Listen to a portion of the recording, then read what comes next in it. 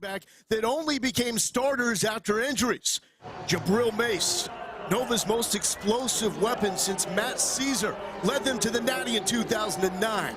And for Illinois State, the sledgehammer, Victor Dawson, who has rumbled for nearly 300 yards in massive upsets the last 2 weeks. As for those upsets, in the second round, Illinois State trailed 1 seed North Dakota State by 14 with 4.5 left. Tommy Rittenhouse found Scotty Preston for the gutsy winning 2-point conversion. Redbirds followed that up, beating 8 seed UC Davis behind a 2-touchdown, 150-yard performance from Daniel Sobkowitz, highlighted by that 93-yarder. Villanova also with drama. Second round, trailed 5 seed Lehigh in the second half, but the freshman Braden Reed delivering the go-ahead score with under 3 to play. And last week in the Wildcats clawing back from a 14-0 hole to beat 4 seed Tarleton State. Reed once again the go-ahead score in the fourth quarter. Winner of this goes on to Nashville to take on the 2 seed Montana State in the national championship game on January 5th. With that, hello and welcome to Villanova. I'm Loa Galindo with the SEC's all-time leading passer, Aaron Murray. Lauren Sisler will join us from the field. Now, you could say that this is the most surprising semifinal matchup in the history of FCS football. In fact, since the playoffs went to the current format back in 2013, it's the first semifinal matchup with 2 teams that are not top 8 national seeds. And they deserved it. I've really enjoyed watching both these teams play on both sides of the football, offense and defense. I mean, Lowell, they're really mirror images of each other. They want to run it, they want to stop the run, but both quarterbacks in this game are really going to be my focus point. How these guys play, taking care of the football, throwing with accuracy. We'll start with Pat McQuaid first. Love him, on time, in rhythm. A week ago, he played against a defense that was primarily man-to-man coverage. Tonight, he'll see more zone coverage, what I think fits his game even better. Tommy Rittenhouse, you go back 2 weeks ago against North Dakota State, 5 interceptions, not all on him, but the thing I love about this young man, he kept battling over and over again. Both these quarterbacks playing at a high level, going against defenses that want to stop the run, so they got to have big nights. For more on the Nova quarterback, here's Lauren Sisler. Yeah, I'll tell you what, Pat McQuaid, his path here has not been linear. Look, he started at Kent State, went the JUCO route, then went to Nicholls State where he was 4-8. Told me he did not play to his standard. He learned how to lose but not to accept it, and that really showed up last week in that quarterfinal football game, that opening drive when he threw that interception. His offensive coordinator called it one of the worst decisions of his career, but I'll tell you what, he didn't flinch, no panic whatsoever. This offense asks a lot of its quarterback, and Pat has the freedom and the confidence to make plays. I'll tell you, Pat McQuaid was built for this moment as he leads his team on this national championship run, guys. Coach Mark Ferrante says he is the juice captain of this Villanova program. The Wildcats won the toss, and you gotta love this. They've decided they want the football first. Let's go! I love that. Ole Miss did that in their playoff game today. Said, give us the ball first, watch us go out there and get some yards and see if we put some points on here to dictate the momentum of this football game early. Low 30s tonight just outside of Philadelphia. This is a mild night this time of year in this area of the country. Now, home teams have won 17 straight semifinal games with that Montana State win and the Brawl of the Wild earlier today. Advantage Villanova, playing at home here in Villanova Stadium.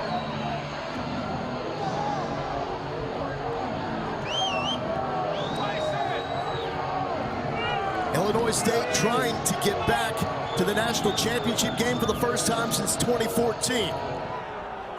And the kick is up. And a first chance to see Jabril Mace.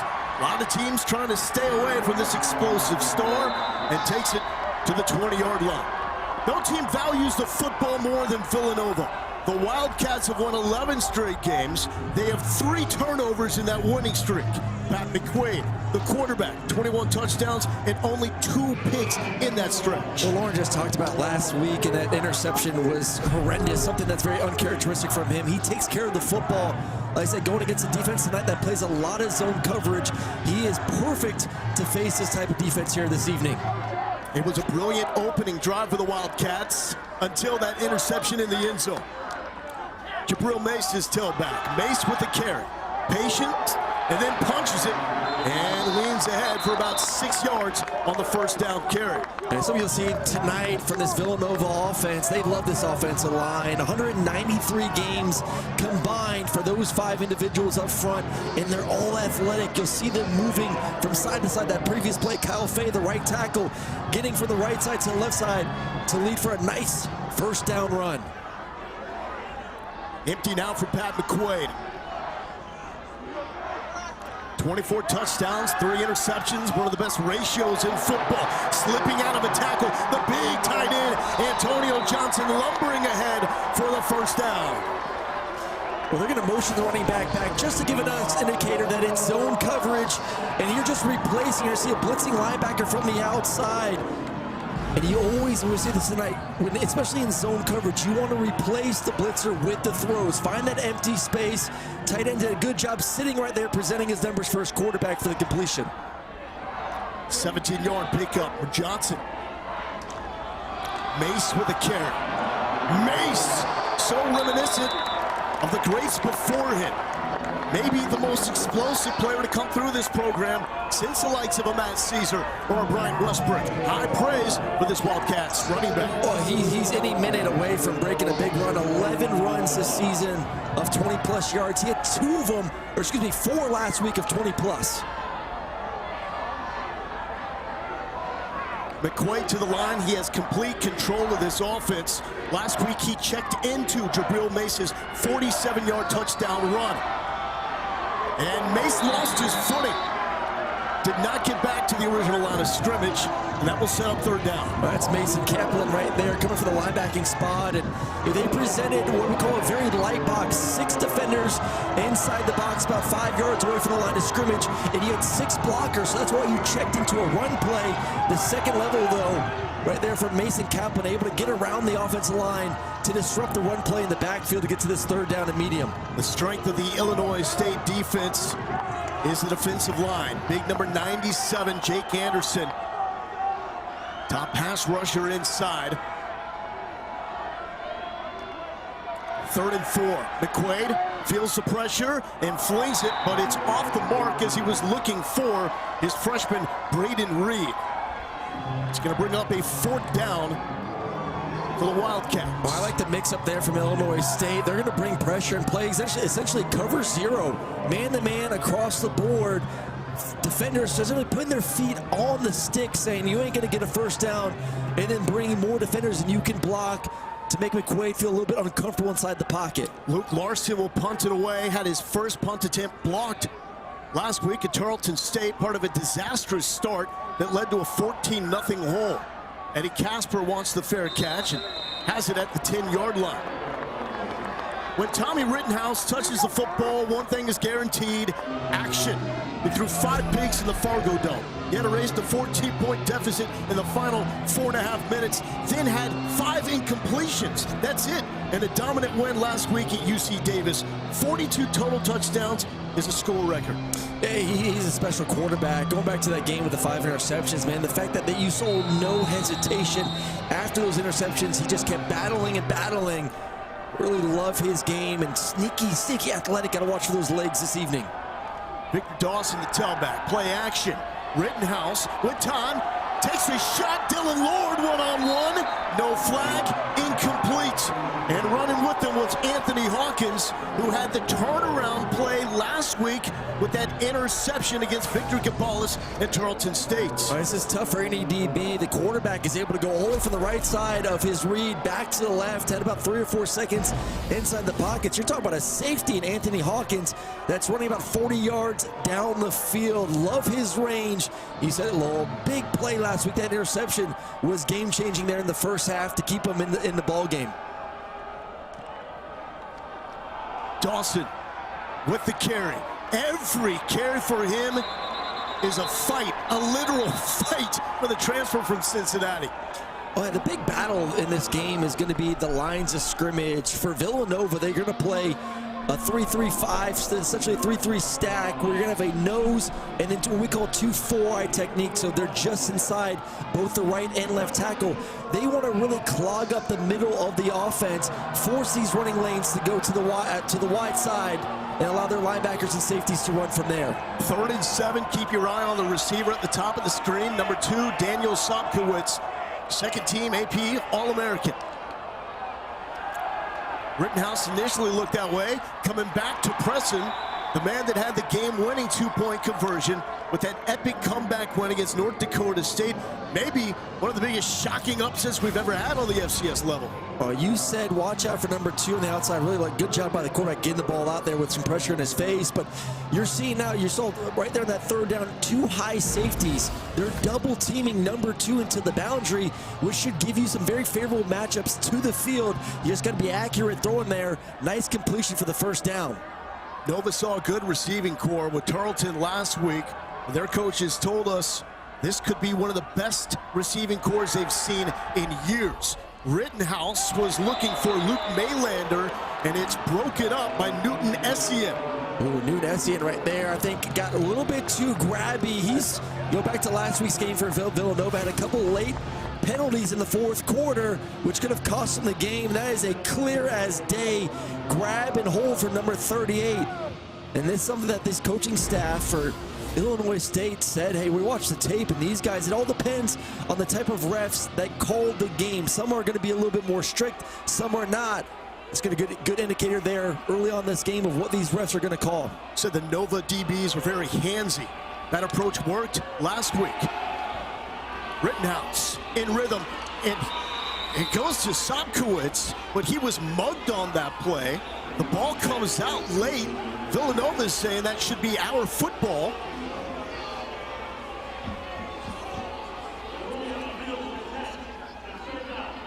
And it is a catch for Sobkowitz, number 251 in his career. That breaks Tyrone Walker's score record.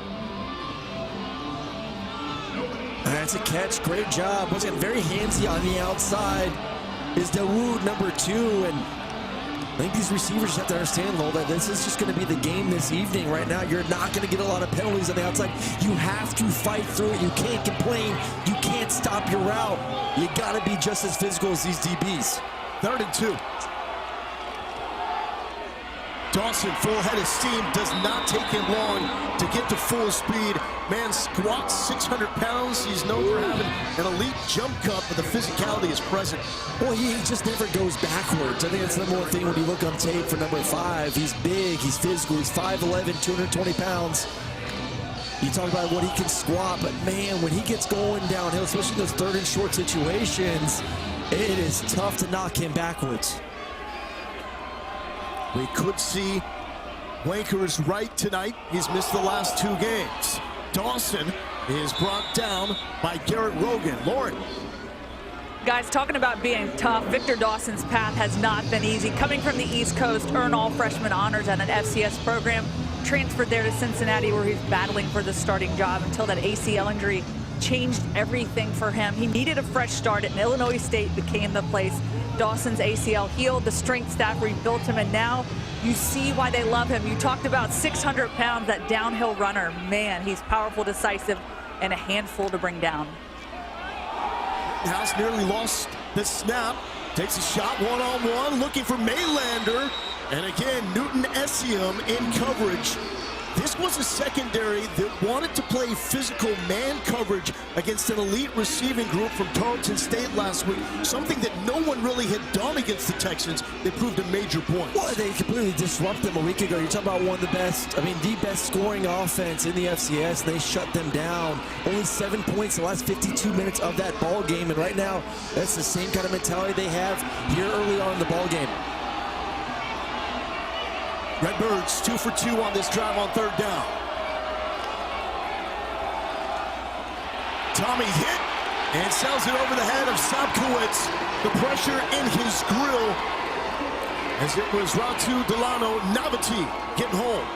Well, he had the one-on-one that he wanted on the outside, just not enough time. Look at 6 defenders coming in and just gets absolutely walloped there from the inside from number 99. And it starts with just the belief that your DBs can hold up on the outside against these top-tier receivers, that you're able to bring 6 men and be able to get after the quarterback. See if Hayden Futch wants to mess around here with Braden Reed. A freshman, one of the most electric returners, but only has 3 returns over the past 3 weeks. That's why. A lot of teams getting wise and staying away from the freshman. Nova back on offense when we return. No score after the initial drives for both teams.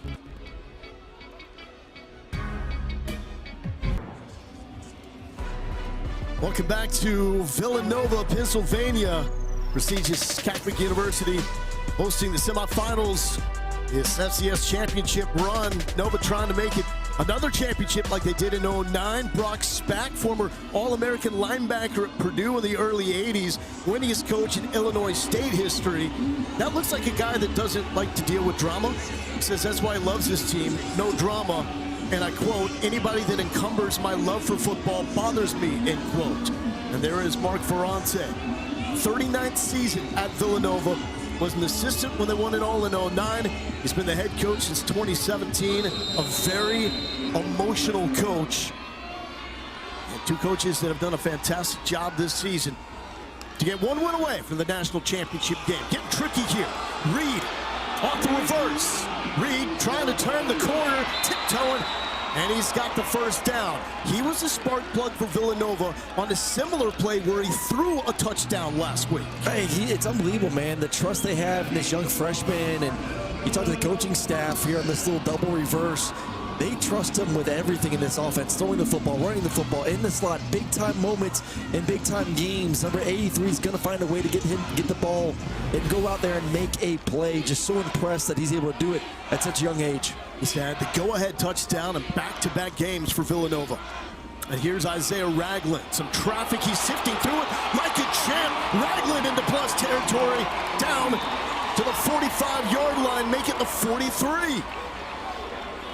It's a nice 1-2 combo with these 2 running backs. Ragland versus Harvard, 152 rush yards, and you see the little jump cut there. More of the power back, bigger, but still has that elusiveness to find the hole. And right now we're seeing through the first 2 possessions for Villanova the ability to run the football, really leaning on this offensive line. David Abbott, who was the starting tailback, should be available tonight.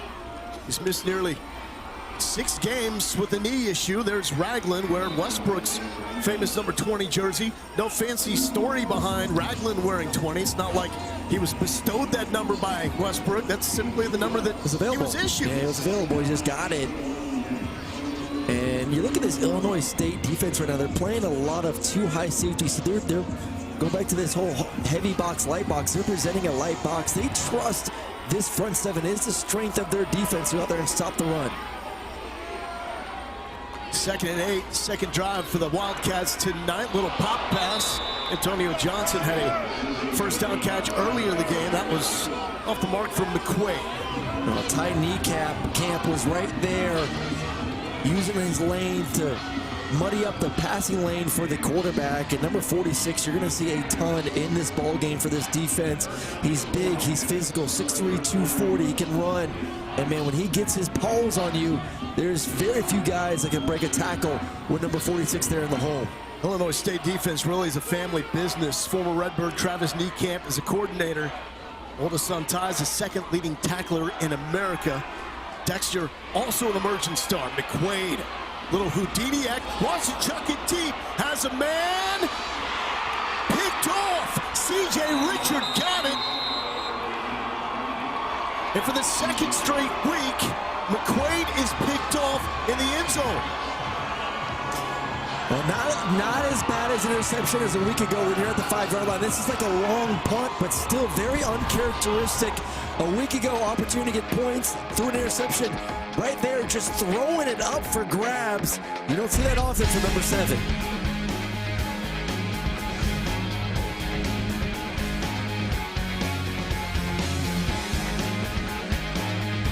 Jay Richard playing his best under the bright lights. The redshirt freshman from Houston came up with his first career interception last week at UC Davis. How about picks in back-to-back weeks? He did that against Pat McQuaid moments ago. Now for McQuaid, he threw 143 straight passes without an interception going into last week's game. but then was picked off at the end of the opening drive. It's now 2 picks in his last 37 pass attempts. Well, I guess a good thing for Villanova, he was terrific after that interception, so hopefully got it out of the way if you're a Wildcat fan and is ready to go now. And this one a little less costly than it was a week ago. See what kind of response we get here from touchdown Tommy Rittenhouse. We'll just put it in the belly of Victor Dawson. That's usually been a good idea. Dawson coming off back-to-back games in which he's had a career high in carries and yards. He's better at that against UC Davis than what he did against North Dakota State. They've needed him. They've really relied on him. I think right now you're seeing this Villanova defense say, hey, we're going to commit bodies, especially from the second level and first and second down into the box. A lot of one-on-one man coverage on the outside. Just expect some play-action passes here soon.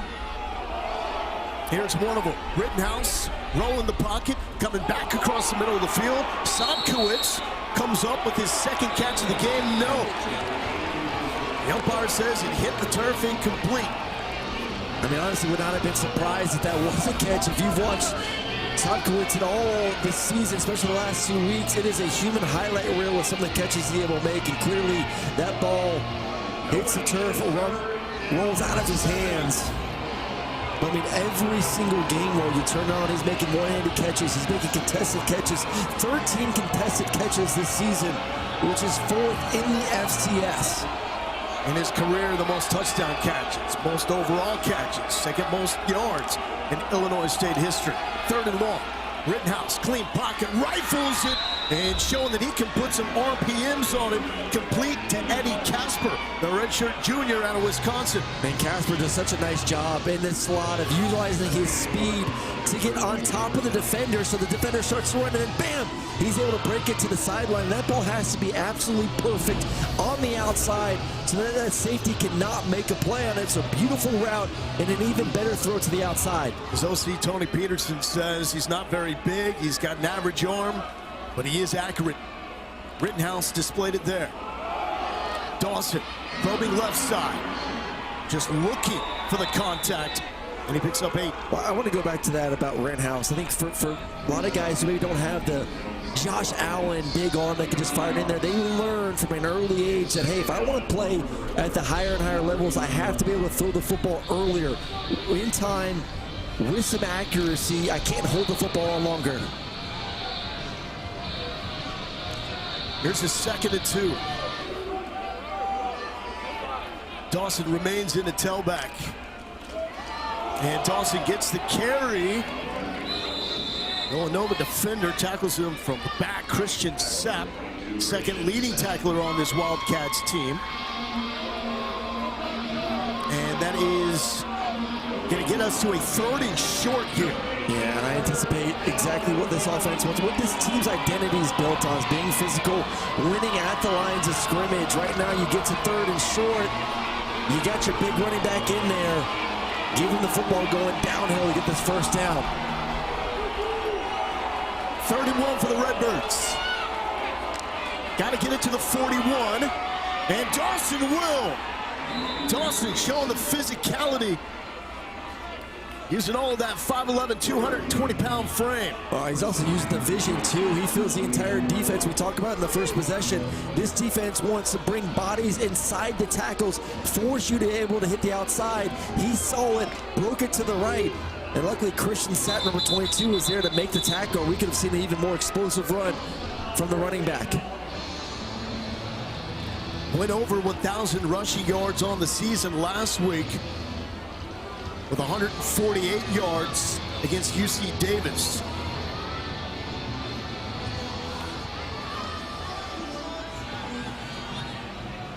And trying to figure out something with the chains, I believe.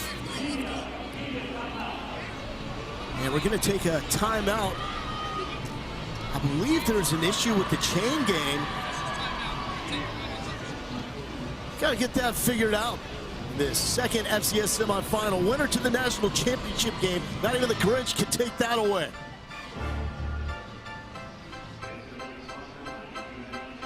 What's my definition of success? Listening to what your heart says. Being brave enough to dream big. It's believing in yourself when no one else does. It's amazing. The NCAA Women's Volleyball Championship match is tomorrow at 3:30 Eastern on ABC and the ESPN app. Texas A&M taking on Kentucky at the T-Mobile Center in Kansas City. We got some former Kentucky Wildcat flair in this matchup. That's Jake Pope, number 67, starting left tackle for the Redbirds. This is his 7th season of college football. Oh my gosh. He began his career playing in the SEC for Kentucky. It's wild. I always say this about this offensive line. They've been dealing with a lot of injuries. Jake was the right tackle, had injuries over there. He's the right tackle, moved over to the left tackle spot. They've been dealing with some center issues. They've been dealing with some even more right tackle issues as well. So credit to this offensive line, being able to move around, be flexible, and to go out there and produce these incredible running games. And this game has started just about how you thought it would, with two teams that are very similar, very evenly matched. Two surprise appearances in the FCS semifinals. Dawson with the carry, just keeps pounding the rock up the middle, picks up 2 yards on first down. Well, the one thing that this defense wants to do early on, first and second down, you'll see more man-to-man, more pressure. And really, you think third down defense, that's when you think the pressures, that's when they kind of relax a little bit. So a little bit of an inverse from what you traditionally see. And you saw it right there, nickel pressure to add a defender in the box on a known running down. That's what I'm saying, first, second down, be ready at some point for a shot down the field. Rittenhouse pulls it from Dawson. Putting air under it, looking for the go-to man! Sobkowitz, end zone!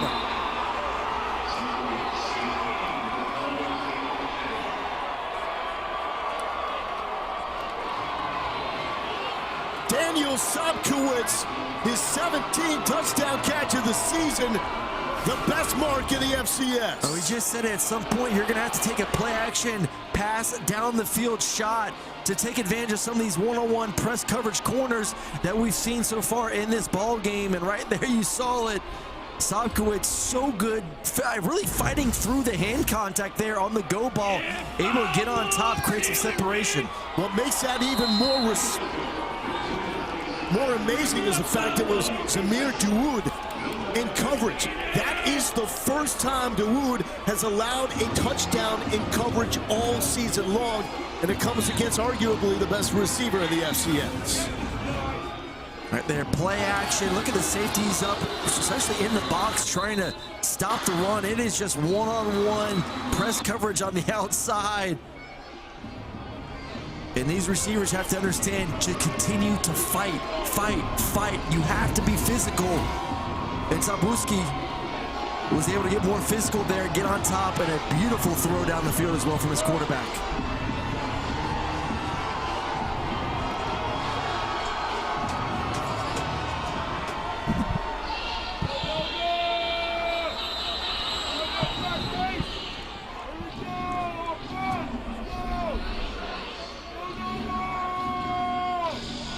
Illinois State with the early 7-0 lead.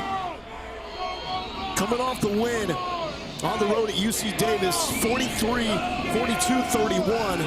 That final score is a little deceiving. It was a 41-17 lead with 3.5 minutes left. Short kick, and this will set up Pat McQuaid with solid field position. Time for a response. Last time down, interception in the end zone. That's what he did on the first drive against Tarleton State, and then locked in and was nailed. Well, it's funny. It feels very similar. He threw an interception last week. Tarleton State comes right back and throws a big explosive play down the field for a touchdown, and then really this offense settled in from there. So the identity of this offense is not going to change. It's going to be running the football. Yeah, Pat McQuaid has to do a better job against his zone defense taking care of the football. David Abbott now checks in at tailback. He's missed the last 5 games after suffering a knee injury against Towson. Abbott with his first carry back, and flags are down after he picks up 4.5.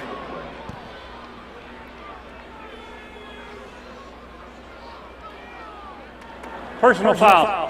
Face mask. Defense. Number 56. 15-yard penalty. First down. That comes against Garrett Steffen, the leading sack artist for this Illinois State defense. And clear as day. Clear as day, and going to Avid being back in this game, really excited about him. Powerful running back, can really do it all. The question is just how much can he play? Just not really in that game shape. So just easing him into the ball game here late in the first quarter. Third team CAA selection despite missing last 5 games. He is that good. Back-to-back carries and met in the middle by Garrett Steffen. No face mask that time. Dexter Kneecap was also there. It's just funny. You have Mace playing at a really high level. Ragland also has been playing really well here in the playoffs. And then that's not even technically, quote-unquote, your best running back. So now you throw in another weapon back there at the running back spot. Villanova should be ecstatic to have number 24 join what has been one of the best running groups here in the playoffs. Third drive for Villanova. McQuaid, another deep shot, one-on-one coverage. Luke Kalala cannot haul it in. Shadwell Kuba, the second team AP All-American with the PBU. Well, I like taking your shot down the field. Same thing I think both teams, Illinois State too, realizing that, hey, the refs are going to let us play on the outside. We can get physical, just like Villanova's getting physical with their cornerbacks. We're going to do the same thing. Kuba stride for stride with Villanova's top receiver there.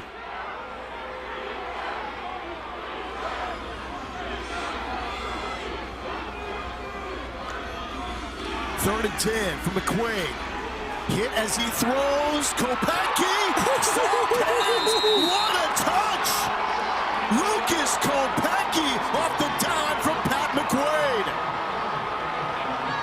I mean, what a throw. They're going to bring what we call the pipe blitz, both linebackers, and then the safety coming right between them. Safety coming right at the chest. The quarterback, McQuaid, stands in there and throws an absolute dime down the field. 26 straight games with a catch for Lucas Kopecki. And now McQuaid set up to get Villanova on the board. This is a hard part. McQuaid keeps. This was the type of play that he had in that opener against Tarleton State. And he threw a pick in the end zone. Well, both picks the past 2 weeks have been when he's rolling to his weak side, so rolling to the right, trying to make a play. Right there, Wisely just throws it away. Well, you got a earful from Chris Bowden, his offensive coordinator, who's been there, done that. The most There is no foul for intentional grounding as the ball was legally grounded near the sideline. Second down. Bowden, the most prolific quarterback in Villanova history. He played on those fantastic teams with Brian Finneran and Brian Westbrook. And he is tight with his first-year quarterback, Pat McQuaid. 2 for 7 start tonight for the Nova quarterback.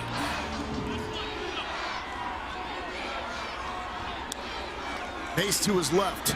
Mace gets the carry, and Jabril Mace falls forward to the 5-yard line. 811 rushing yards for Mace in the previous 6 games. He has become a star with David Abbott hurt. Well, he also is not the biggest of running backs either. 5'9", 175.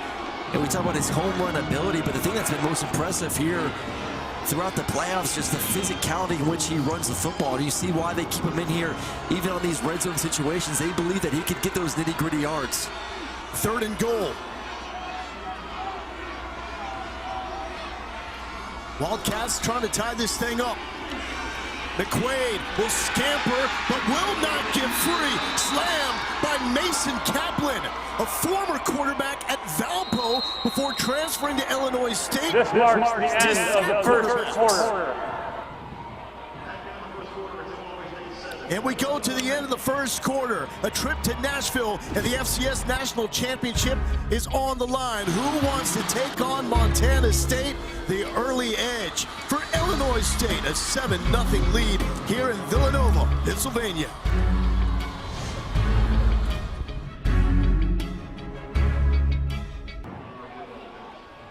For Villanova, moments ago, Lauren with Brock's back.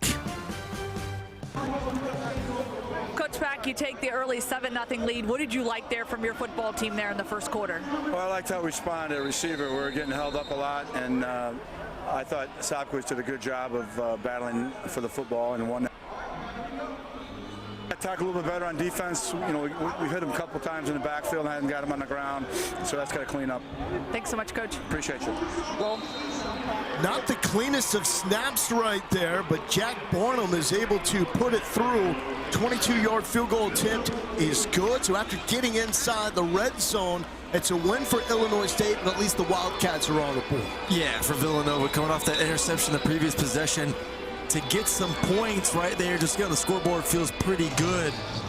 But I love what Coach said about that physicality on the outside. That's something they preach to the receivers the entire week. You have to match it. You have to fight through it. So I know he's proud of the way those guys came out there and played. And that is the OC for Villanova, Chris Bowden. 7th season as the offensive coordinator. Cut his teeth as a play caller in the Arena League and has brought some of those concepts here back to his alma mater.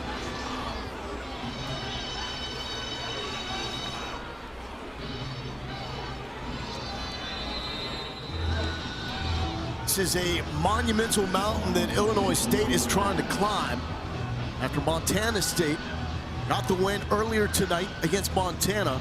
Home teams have now won 17 straight semifinals. 2016, the last time a road team won. James Madison against Youngstown. And a flag is down. Free kick, out of bounds, kicking team. The ball will be placed at the 35-yard line. First down. So Tommy Rittenhouse in Illinois State will take over at the 35-yard line. And last time down the field, it was Rittenhouse, Sobkowitz, the familiar combination for the folks back in Normal, Illinois. Well, let's see if they slow down this aggressive Villanova defense after that explosive pass play for the touchdown. And we saw what the run helps upset the pass. But plays like that are going to help set up the run, loosen up those second and third level defenders. Victor Dawson already has 8 carries. Rittenhouse pulls it from him, shoots it downfield, and on the comeback, it's bobbled. Luke Maylander was the intended target, and it is a catch for Maylander, Missouri Valley Football Conference Freshman of the Year. We head to this game, 42 receptions on the outside for the redshirt freshman. And it's not all about number 2, 13 in the slot, Casper. Maylander on the outside as well. This is a deep receiving core. Lord and Maylander, the young pups, they're freshmen. Rittenhouse, solid with his legs. Can he outrun Shane Hartzell? The answer is no. Shane Hartzell is the dude of this Villanova defense, showing why he was a first-team CAA pick for the 2nd straight year. And Rittenhouse can absolutely move too. So to see number 30 run stride for stride, I just want to see if this was a face mask though. Hands get up there, and you see Rittenhouse get up immediately asking, hey ref, he grabbed my face mask. If that was on the other sideline, I think that would have been a little bit more of a go at throwing that yellow flag for a 15-yard penalty. But still, man, Hartzell, the brand, protect the brand. That's been the same for this defense the entire year. Really the heart and soul of this football team. Linebackers are nasty for Nova. Rittenhouse, clean pocket, all sorts of confusion downfield. There was contact. Maylander got bumped. So did Dylan Lord, and that thing had no chance for success. And you had 2 receivers running in the same direction. They run into each other. So I don't know if there's a little bit more miscommunication from both those receivers or if it was just that physicality that we'll continue to talk about from these DBs pushing those guys together. 3rd and 11. Fans here at Villanova Stadium getting into it. Sobkowitz going to be at the bottom of your screen. If they play 2 high safeties, you'll work to the field. If they rotate the single high, you like number 2. Nova jumped. Free play. Capri Martin was offsides. And too high for Scotty Preston. But they're going to have another 3rd down shot. Offside. Defense. Number 0. 5-yard penalty. 3rd down. Now, you don't want to give big number 0 a head start because he is wrecking offenses coming off the edge for Nova. Well, it's such a great indicator. Going back to what we were talking about previously before that penalty right there. When you put your best receiver backside in any 3-by-1 formation, it really allows the quarterback to get a declaration 2 high, single high, and then you can work away from that safety rotation. From 3rd and 11 to 3rd and 6. Pressure up the middle. Dawson picked it up. The freshman Lord hauls it in. First down toss from Tommy Rittenhouse to Dylan Lord. Lord, 59 catches now on the season, the most for a freshman in Redbirds history. Yeah, the previous record was 37. I mean, completely shattered the record for receptions for a freshman, and he's just got some really good speed on the outside. You saw it a week ago. He ran a beautiful inside fade, utilized that speed to get on top of the defenders, so these guys are a little bit scared of him. From there, was able to break underneath to get the catch for the first down. As Sobkowitz broke Tyrone Walker's school record with his first catch for most catches in a career. Lord on pace to beat them all. And right into the heart of the Villanova defense goes Victor Dawson. That's now 10 carries for Dawson. Dawson and Rittenhouse, the only Redbird players that have toted the pill. I know we're focusing right there. The camera is on the run play, but there is a lot of pushing and shoving and screaming going on the outside right now. New and Essiem, number 30 on the outside, who got called for a bunch of penalties a week ago, getting a little too physical with the receivers for Illinois State.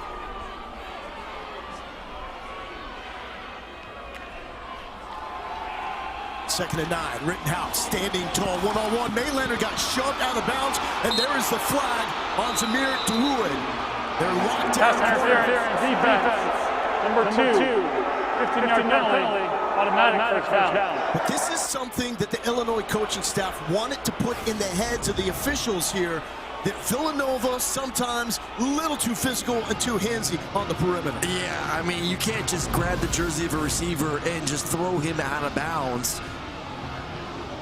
I think that was a little bit of a wake-up call, too, for Villanova and their DBs of, hey, man, we got away with it early on in this game in the first quarter. Got to be a little bit more careful right now. These refs are on high alert with the way these guys have played so far to start this ball game. Illinois State, the lone team remaining from the Missouri Valley Football Conference, the dominant football conference on the FCS level. Pressure in Rittenhouse's face. Hartzell nearly got him. Could not complete the deal. Rittenhouse goes down. The pass is incomplete. And there's no flag. And slow to get up is 22 Christian Sapp for the Wildcats. I didn't see a receiver in the vicinity. And it becomes There is no foul for intentional grounding. The quarterback was outside the tackle box, and the ball reached the line of scrimmage, second down. It looked like initially he was outside, then gets back inside the tackle box. Like he gets back inside. That's pretty close, Lowell.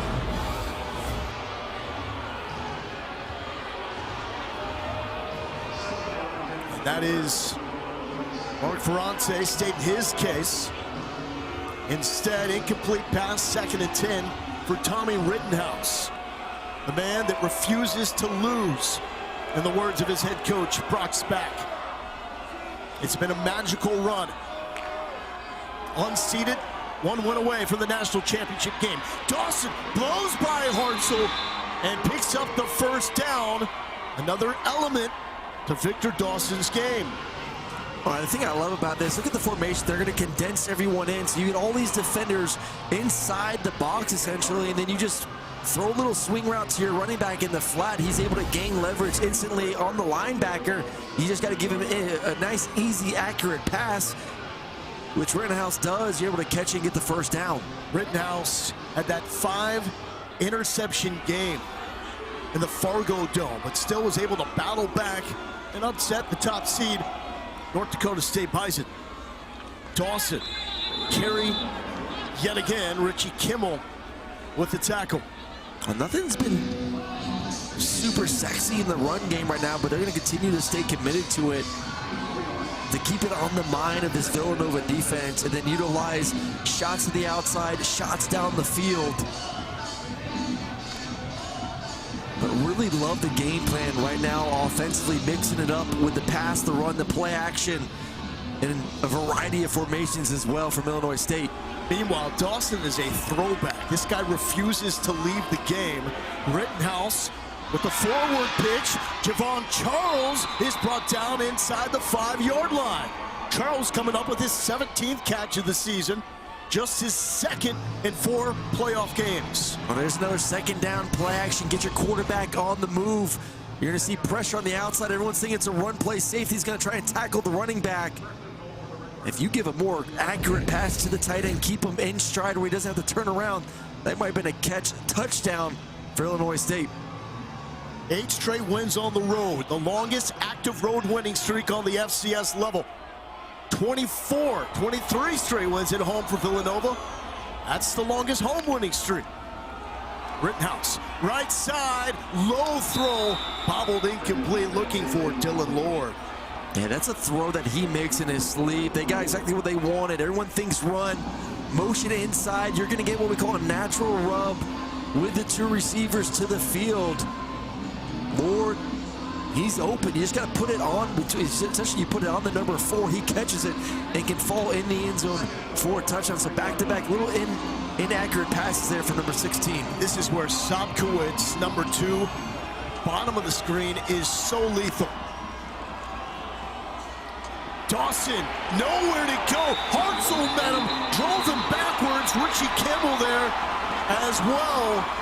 And the Villanova defense, the strength on the linebackers, and those linebackers are flexing. Oh yeah, Kimball, Hartzell, we've seen Hartzell making plays. Bursey, number 32, really showed up a week ago, but we're seeing right now 44 Kimball coming in this game with 44 tackles. Nice job getting there to stop the run. But yeah, now all eyes are on number 2. Where can you get him matched up? He's going to be one-on-one bottom of the screen. So if you see that safety stare at the top, he'll probably work to the field. Any sort of rotation, you like that matchup with a 6'3 receiver. 3rd and goal, Illinois State, what you got? Touchdown, Tommy Rittenhouse is bobbled up and dropped. The flag is down as he was tackled at the 2-yard line by Aiden Howard. And I think we're going to get a face mask. Personal foul, face mask, defense. Half distance and goal, automatic first down. Number 16 to stay in the game as his helmet came off due to foul. These are the penalties that nearly cost Villanova the game against Tarleton State on that last drive by the Texans, where Nova was able to hold on 4th down. You had too many penalties like this. Well, last week they had 6 first downs that were given to Tarleton State because of penalties. That cannot happen again tonight. Victor Dawson, 5'11", 220. Gets the carry, tries to muscle forward, and muscles in. The 2nd touchdown of the night for the Redbirds. And the Road Warriors looking comfortable away from their home in Normal.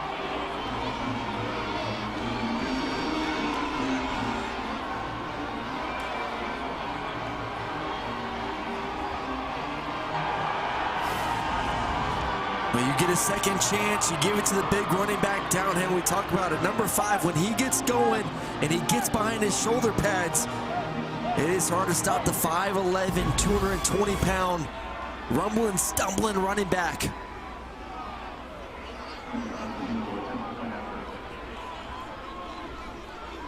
Nothing is phasing this Redbird team.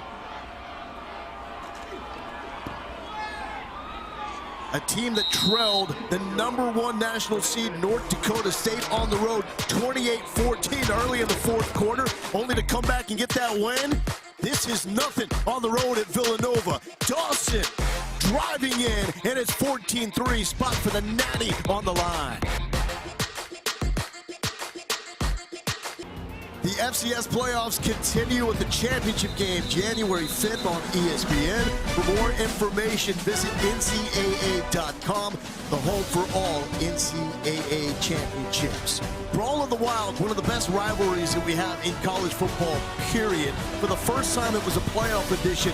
Montana State, the 2 seed, ran away from the Grizz late. So back-to-back years now, Montana State going to the national championship game. They will await the winner of this one, Illinois State and Villanova. First time that we've had a semifinal since the playoff went to the current format back in 2013, when we have a semifinal with 2 teams that were not top 8 national seeds. Illinois State unseeded, Villanova the 12th seed. Short kick, scooped up at the 25-yard line and advanced to the 35. A quick break, and Pat McQuaid will try to get a tutty for Villanova on the other side of this break.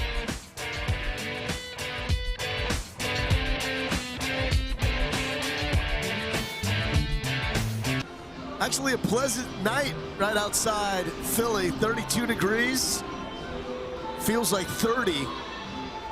But I think Villanova wanted this to be a little colder, considering they take a lot of pride in the fact that they don't have an indoor here. So they have to practice in the elements. And it was really cold in the nights leading up to this game, but this Not time too bad. Yeah. Boy, it was really windy too yesterday, and the wind's starting to pick up a little bit right now. So we'll see how these quarterbacks have to judge it. We saw it for those who watched the Miami A&M game today. Horrendous wind there at Kyle Field affected the kicking game and the quarterbacks. Second drive, Pat McQuaid threw a pick in the end zone. Third drive, stalled at the 10-yard line, settled for a field goal. Jabril Mace making sure this fourth drive gets started off with a bang. Patrick Bauer makes the tackle, but not after he picked up the first. Speaking about a bang, this offense definitely needs an explosive play right here. You look at the last three drives: punt, interception, field goal. They felt like a week ago they were just a block away from creating that explosive run, pass, whatever they needed to get going. It happened about this time in the ball game a week ago is when they started to pick it up a little bit. So to see if number 4 can create something. Exact same score. They were down 14-3 against Charleston State, the 4 seed who they knocked off. McQuaid, Kopecky. Kopecky's had the big catch so far, 37 yards down the sideline. That was on the last drive that set up the 22-yard field goal. Sis. Guys, Kopecky actually coming off that last drive ran into the locker room. It looked like he was dealing with something lower body. He came back out of the locker room during that drive, was running around here on the sidelines on the bike. He was touching the left side of his lower abdomen. Looked like he was in a little bit of pain, but seems like he's good to go now. Seen a catch for Luke Colella, leading receiver for the Wildcats. Mace, so shifty and deadly when he finds a seam. Almost punched it home there. Takes it inside the 35-yard line. And he says, give me more, give me more. And that's what I love about this offense, too. Some of these motions, they'll flex the running back out, then they'll bring him in, and then quick snap. But usually when you bring a running back in, a lot of times that gives the quarterback an opportunity to check, is it man, is it zone? And defenses are kind of waiting for that. Not Villanova. They get him back there, they snap it pretty quickly, and allows him to stay on the move and use his speed. 6th most all-purpose yard to the FCS. Slow mesh. And trying to tunnel under the tackle to about the 30-yard line is Jabril Mace. A helmet pops off, belonging to the left tackle, Stephon Voltaire. And he will have to leave the field, and so Ryan Cregan, backup left tackle, comes in his place. And they will kick out Timmy Joro-Tutu now to play left tackle. Dominant Villanova offensive line, all 5 starters, multi-year starters for the Wildcats. Braden Reed gets the toss. Reed tries to get a block. He does get one from Mace, and Reed cuts it up for the first down. I think there's some hesitation from the defense because same play a week ago, Reed pulls up and throws a touchdown down the field. So I think there's some hesitation of, oh, could he pull it and run? So that's why you put it on tape the week before, it has success. You come back to it and say, hey, we're just going to have him run the football right there, utilize his speed to get to the edge to get another first down for this offense. 3 playoff games leading up to this. The freshman, 13 catches, 173 receiving yards. Just scratching the surface on what he could become. Nova needs to find the end zone. And Jabril Mace got popped, running right to the teeth of this Redbirds defense. Grant Steffen was there to make the tackle. Oh, just keep running the football. These safeties are about 15 yards deep right now. They're hoping for their outside linebackers are going to have to trigger to add defenders inside the box, but this offensive line on this possession, this run game, doing a really good job handling the front 5 of this defense. So continue to run the football until you add a safety into the run box. Not good in the red zone last week. 1 touchdown and 3 trips. A field goal in their only trip before this tonight. Off the fingertips and a dangerous pass. It was nearly picked off by C.J. Richard. I just don't. Picked off McQuaid in the second drive for Nova. You're running the ball great. You're getting downhill. You're getting 3, 4, 5, 6 yards a chunk. You're in that 2nd and 6 situation. Once again, it presented a light box, 2 high safeties. I don't know why you'd want to get away from the run right now. 3rd and 6.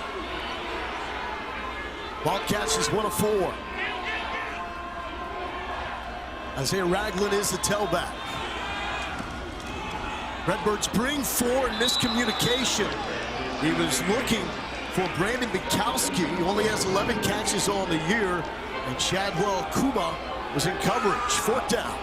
That's one that McQuaid does not miss. They take a lot of pride on those outside stop routes. Coaching staff told us this week, the quarterbacks actually go to practice, close their eyes, do the drop, and throw those routes and hit them more times than not. That's just how comfortable they are with the drop and where to throw the football. I saw him warming up, making those throws, making it look like they were easy. So just a little bit of a mistake and a little bit off there for number 7. 35-yard attempt from Barnum, connected from 31 and 42 to beat Tarleton State, and he is 2 for 2 tonight.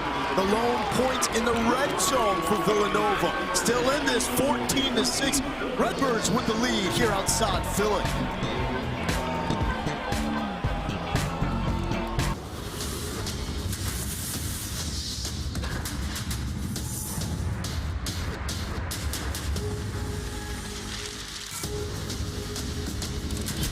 Oh, let's be real. Last season, the first-round games in the CFP, there wasn't a lot of drama. We had plenty of drama in the first 2, with Alabama racing a 17-point deficit in Norman to beat OU. Indiana will have his hands full. And what a game earlier today in College Station. The Miami defense, legit. Able to pull that one out 10-3, picking off Marcel Reed in the end zone to wrap that one up. Yeah, their offense, you take care of the football. That's what they've done the last month of the season for the Hurricanes. Take care of the football, get it to your playmaker, especially Tony, but just play great defense. I cannot wait for that matchup next week between them and Ohio State. 2 field goals for Villanova in the red zone, 2 touchdowns for the Redbirds. Chris Taylor had himself a kick return for a touchdown last week.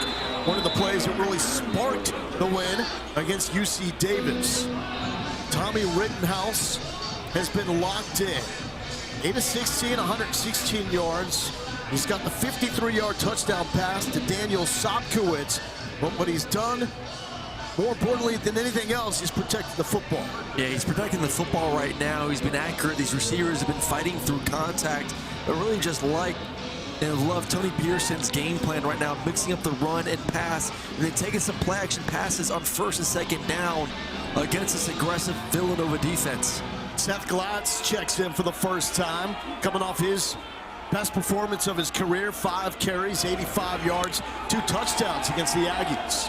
Rittenhouse throws to Glatz. Beautiful touch! Glatz has the sideline, and Alana Green. Omari Bursey finally brings him down at the 10-yard line. Back-to-back games that Seth Glatz has broken off huge gains. 58 yards last week, 69 yards here tonight. Just on cue, Villanova is going to bring a ton of pressure, and you're going to sneak the running back right by both blitzing linebackers. There's a miscommunication of which of those guys is responsible for number 21, and a beautiful up and over pass from Rittenhouse, and it's just a race to the end zone from there. The accuracy that Tony Peterson raves about from his senior quarterback. Rittenhouse rolls, pump fakes, and a low throw to Maylander that was behind him as well, incomplete. Well, it's not only the accuracy too low, it's the recognition. It's the seeing the pressure. Hey, they're bringing a blitz from the boundary, and I have the ability to buy a little bit of time for my running back on the wheel route, get it up and over, and then that's when that accuracy comes into play. And obviously, he wished he maybe had a little bit more accuracy on that previous pass. Would have been another touchdown. An elite red zone offense, 75% of the red zone trips end up in the end zone. The 5th best percentage in the FCS. Rittenhouse on the slant. Daniel Sopkowitz, who is OC Tony Pearson says is the best slant runner I've ever seen. Was on full display, play action. You're going to get an inside fade with the outside slant. from Sobkowitz, and he just uses his size and speed, sets him up within that 6'3", 205 frame, able to hold off Asiam on the outside, presents his numbers to the quarterback very nicely, and an easy pitch and catch for the touchdown. That is now 40 receiving touchdowns in the career of Daniel Sobkowitz, the most dominating receiver in Illinois State program history. Let's go back to how they got into the red zone. Wheel route, pressure in the face of the quarterback. We said it early on in this game. You throw in the pressure. They did right there, found the running back, almost able to get in the end zone there. But find a way off the play action. You see all those Villanova defenders committed to stopping the run, and then you got one-on-one with one of the best receivers in the FCS on his specialty route, the slant, able to win to get in the end zone for another touchdown. A Villanova team that's been red hot. 11 straight wins. Only Montana State, the team that's playing in the national championship game, has a longer active winning streak. Yet in that streak, 21 points put up here by Illinois State, the most that Nova has allowed in that 11-game winning streak.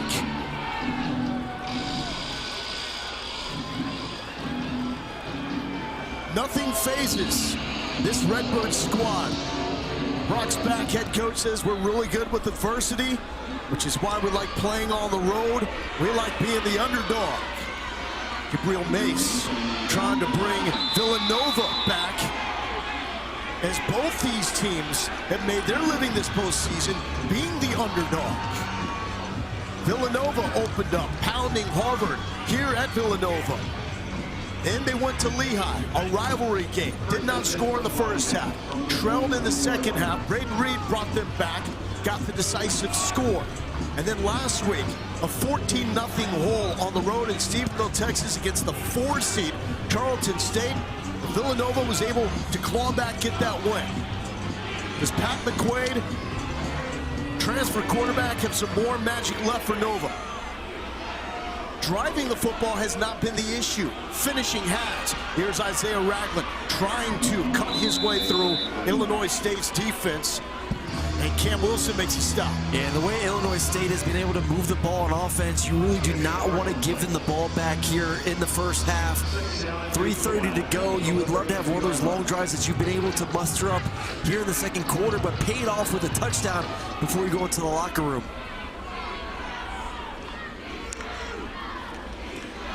Back-to-back for Ragland, and puts a Niekamp on the ground. Ty Niekamp, second leading tackler in America, lost his footing.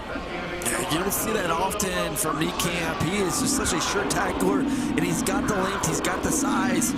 There at 6'3", 240, so tough to make that young man miss in the open field. First team, AP All-American. His dad, Travis, wore 90 for the Illinois State defense back in the day, and is now his defensive coordinator. That is what Ty Niekamp typically does, engulfing ball carriers right at the line of scrimmage. I'm going to say, make me miss once, it ain't going to happen again, and that's what we're used to seeing from Niekamp, being able to get in the backfield, and then once he's got his mitts on you, you are not getting out of number 46 grass there. Nice job getting in the backfield. His dad told us Ty does not come off the field. He is that valuable to this team. McQuaid, long throw, and batted down. Cam Wilson broke it up. His DC, Travis Niekamp, says he's had a quiet, great season for the Redbirds. Well, McQuaid is late on this throw, allows Cam Wilson, who has a tremendous break on the route, to see it and then get there, but that ball should have already been in the hands of Colella, who has been very quiet a week ago. And Niekamp on the left's got to be really happy the way his defense has come out to stop this pass game for Villanova. Been a proud dad watching his sons, Ty and Dexter, do their thing. McQuaid on third down, nearly picked off right through the fingertips of Mason Kaplan. McQuaid got away with one of those last week against Tarleton State as well. And it's just some hesitation there from McQuaid, and Kaplan, who already has 2 interceptions on this season, just goes right through his hands. Could have been a costly interception, and now they're able to get the ball back. We talk about the middle 8. They'll have the ball here, 3 timeouts, 2 minutes to go to see if they put some more points on the board. Eddie Casper fields it at the 25-yard line. That will take us to the 2-minute time. This is the 2-minute On the other side, Illinois State still has all 3 timeouts remaining and looking for another big blow here in the FCS semifinals at Villanova.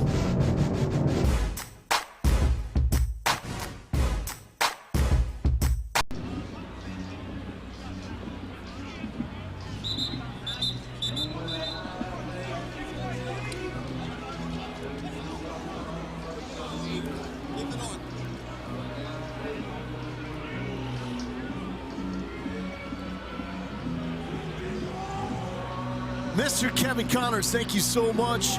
This is shocking for a team that has shocked America for this entire FCS playoff season. The Illinois State Redbirds out of the Missouri Valley Football Conference, unseeded. Pulled off one of the great upsets in FCS history, going to Fargo to beat #1 national seed North Dakota State.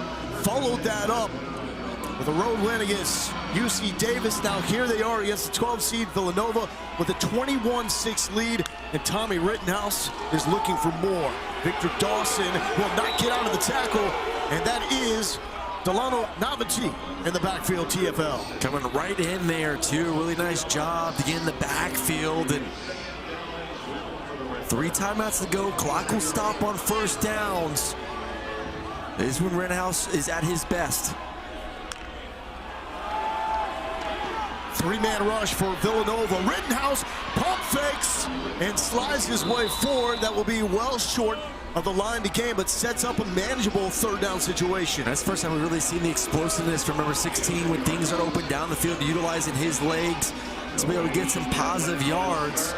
I know you're up 21-6, but I think you get the playmakers to push it here to get some more points for halftime. Dawson, 13 carries, 35 yards. One of the 3 Redbird touchdowns. It's going to be Rittenhouse to throw, and he goes to the go-to man, Sobkowitz. Another clutch catch, number 4 in the game. Well, he faked the slant route and then broke it to the outside. You just showed the slant for a touchdown on the previous drive. And right now you're going to fake the slant, DB bites, and then you break it out. Accurate throws, able to catch it and then smartly get out of bounds to save a timeout and stop the clock. By the time this game is over, Sobkowitz could hold the career records at Illinois State for touchdown catches, and yards. Redbirds still all 3 timeouts. Tommy Rittenhouse lets it fly. Sobkowitz, that could be PI if it's not picked off. They're saying incomplete, but Sobkowitz. The ruling on the field is an incomplete pass, 2nd down. Sobkowitz had to tackle Zamir Dawood to keep that from being picked off. I love it, man. Listen, if you can't get the ball as a receiver, do whatever you can to make sure that the defense does not catch it as well. And the ball clearly hits the ground. Nice job by Dawood, though, staying on top of that post route. Is that offensive PI? Yes, it's offensive PI, but they never call any penalties on offense. They don't call that. They don't call offensive pass interference. So we'll just call it a heady play by a senior. It was a very heady play. Even if it was a PI, you'd still take it, though. It's been a good battle with Dawood and Sobkowitz. Delay of game offense, number 16. 5-yard penalty, 2nd down. Earlier in the game, Sobkowitz scored on Dawood in coverage. It marked the first time that Villanova's lockdown corner has allowed a touchdown in coverage this season. Redbirds have scored on their last 3 drives. Winner faces Montana State and Nashville for the Natty. Dawson on the delay. Dawson to the middle of the field and picks up the 1st down. A perfect time for the delay. You get the big bodies going up front. They're going to drop 8 in coverage. Then you see number 68, Woodard, essentially running like a running back up to the 2nd and 3rd level, 10 yards down the field before he even has to make a block. Under 40 seconds.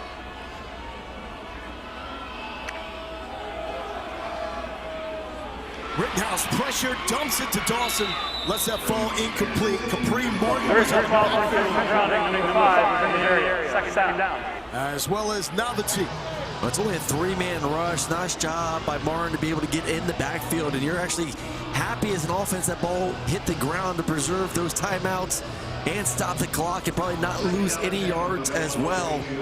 Still 3 timeouts to go. If you don't get the first down here, you think about using that first one after this play. Tony Peterson, we saw the offensive coordinator, played for a national championship as a quarterback at Marshall, won 2 titles as an assistant at his alma mater on the FCS level. Rittenhouse trying to get away from Hartzell, throws on the run and just throws it away. Great hands by the ball boy on the sideline, by the way. That was Great nice. hands, great hands. Like Sobkowitz. Little toe touch as well. The wind looks like from up here, look at the flags, looks like the wind's going against them right now. Let's take a look. Here's the ball boy. Let's judge him. Come on now. Oh, yeah. He got a foot in the grass too. Got a foot in before he went to the track. Out of the way, guy. Don't be afraid. Middle of the field can still be used with those 3 timeouts in your pocket if they want to play 2 high safeties.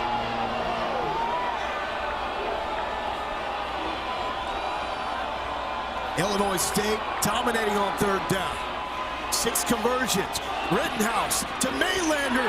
DeWood picks it off.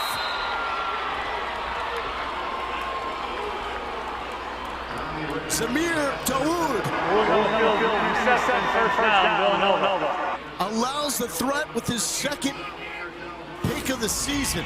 When they say ball don't lie, the first one was a pass interference in the offense that doesn't get called. So he's able to then, once again, stride for stride with the receiver, go out there and make a play. And you understand from Rittenhouse standpoint, you just got 3rd and long, throw it up there. Essentially a punt here at the end of the first half. Stop the bleeding. That's what that was. Villanova has had multiple trips inside the red zone, only leading to 2 field goals. And a 21-6 lead for Illinois State, spot the national championship game on the line.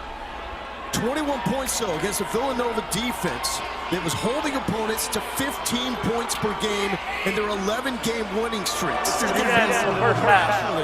Only bettered by Montana State, the team that has already punched a ticket to the FCS championship game. Time to go to the studio. Kevin Connors with Ronnie Jones and Jay Skywalker.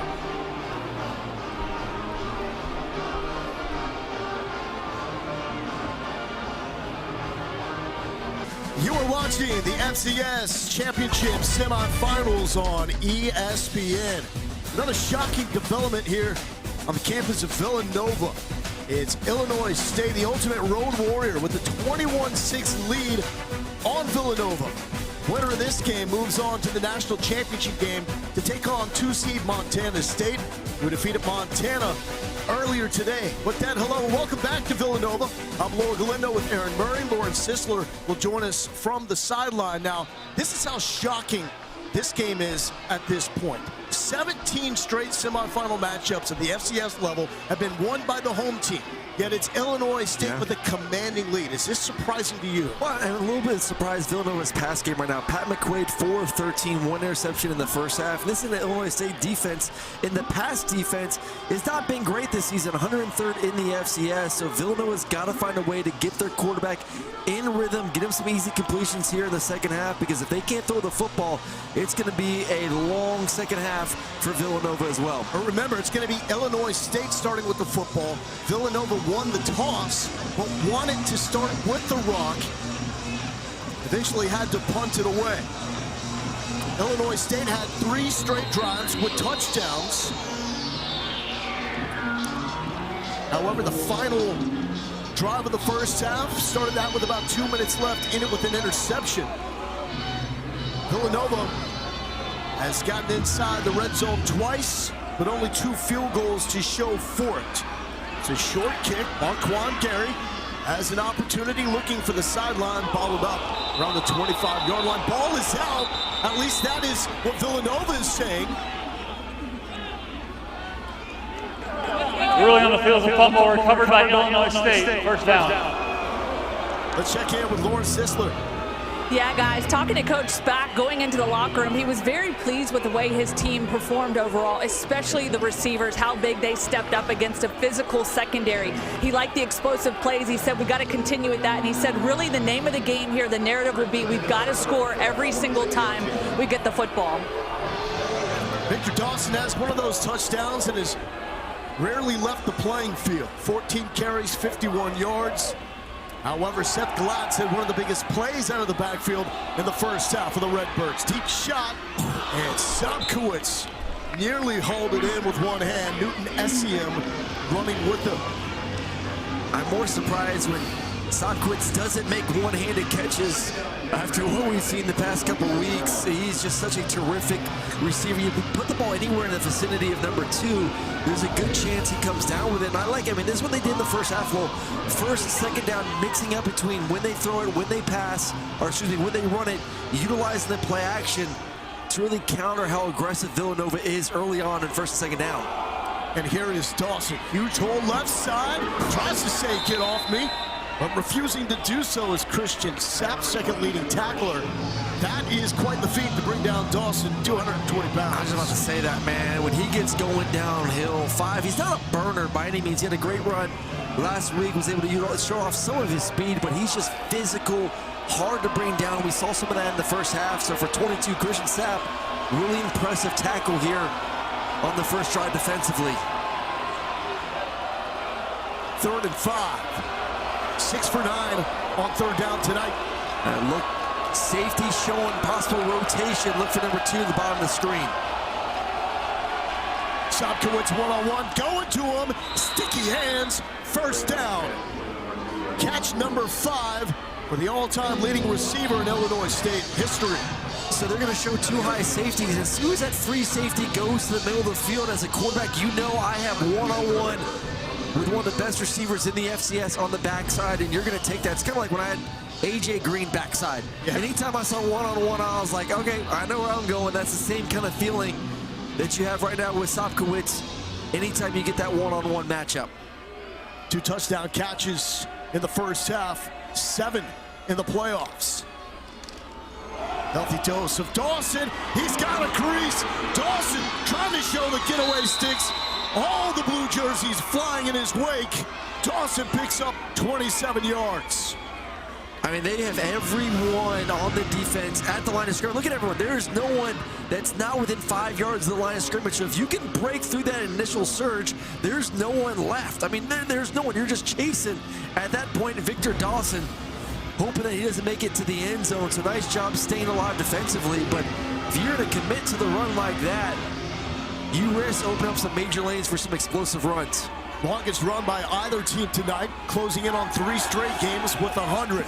Tommy Rittenhouse, one-on-one, being held, and Sobkowitz is able to draw the flag. That was Newton Essiem in coverage, sophomore cornerback out of Maryland.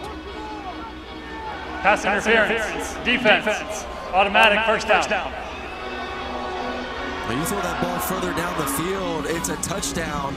One-on-one with Mr. Grabby Grab himself, Newton Essiem, who's been called for a plethora of holding calls in the past 2 weeks. And there is the Nova head coach, Mark Ferrante. Some tense moments here as he knows the significance of this opening drive for Illinois State, especially since they have changed their style of play in the postseason, playing a lot more keep away, a lot more time of possession for a team that went up-tempo in the regular season. And falling down after making the catch is Dylan Lord, second leading receiver on this team, and he's just a freshman. I want to say that time of possession. It's interesting. Illinois State, regular season, 28 minutes, time of possession. That's what they were doing. So under half the game, they had the ball on offense. In the playoffs, the 3 playoff games, they're averaging 35 minutes of possession time. So they've been dominating that category. In this game, first half, they had the ball 13 minutes there in the first half. So they're doing a good job taking care of the football on that side. 2nd and 9 for Tommy Rittenhouse. Here's Dawson. Now, part of the time of possession discrepancy and difference has been when you turn the football over 5 times against North Dakota State, allow 2 non-offensive touchdowns, that's going to skew that stat. And then against UC Davis, a team that is known to push the tempo, they got the football and just said, we're going to sit on this, just take you out of that rhythm. Yeah, I mean, right now they've been owning it this game as well, keeping Villanova off the field, really not allowing Villanova to get in any sort of rhythm to be able to put full drives together. And I think right now, too, you look at it and say, hey, if we can continue to move the football, score points, and own time of possession, we're going to win this football game. Huge third down for the Nova defense. Here comes the pressure. Rittenhouse throws it up. Sobkowitz cannot haul it in. Dawood in coverage for the Wildcats defense. That's the matchup that we're going to want to watch this second half. 2-on-2. Dawood, the top cornerback who got his first touchdown thrown on him here in this game for the season.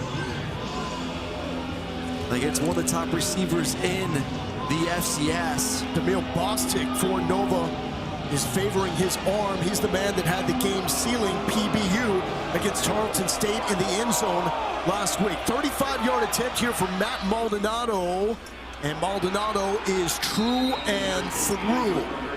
24-6, Illinois State adds 3. That's a huge stop for Nova. They want a chance to come back and get this win, even though Maldonado's pumped up. Ball season rolls on Monday afternoon with the famous Idaho Potato Bowl on the blue turf at Albertson Stadium in Boise. Washington State squares off against Utah State at 2 Eastern on ESPN and the ESPN app. Washington State's new head coach, Kirby Moore, played his college football on that blue turf with his bro, Kellen Moore, for Boise State. I also want to clean up that field goal moment ago. That was not Matt Maldonado who's handling the kick right now. That was Michael Cosentino that was going absolutely bonkers after that make, because it's his first field goal attempt and make of the season. So why not go crazy, young man? No idea why he's even out in that situation with that attempt. But unbridled enthusiasm after making it 24-6. He's a specialty kicker for 35-yarders. You didn't get that note before the game? That's his zone right there. A little trickery. Oh no, Jabril Mace drops it. Who pounces on it? Ruling on the field, it's a fumble recovered by Villanova. First down. Lord, almost a disastrous play there to Jabril Mace.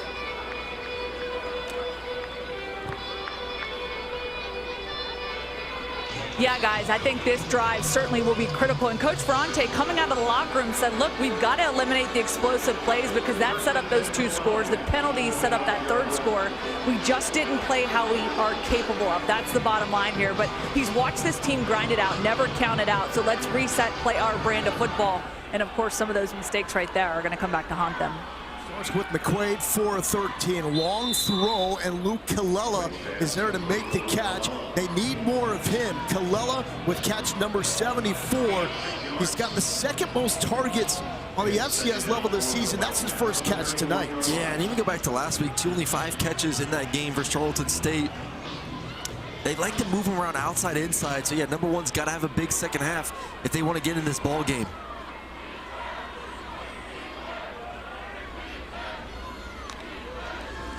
Mace, 8 carries, 49 yards in the first half. His 9th carry is a dandy, and he's able to lower the shoulder and move the chains. First down, Nova.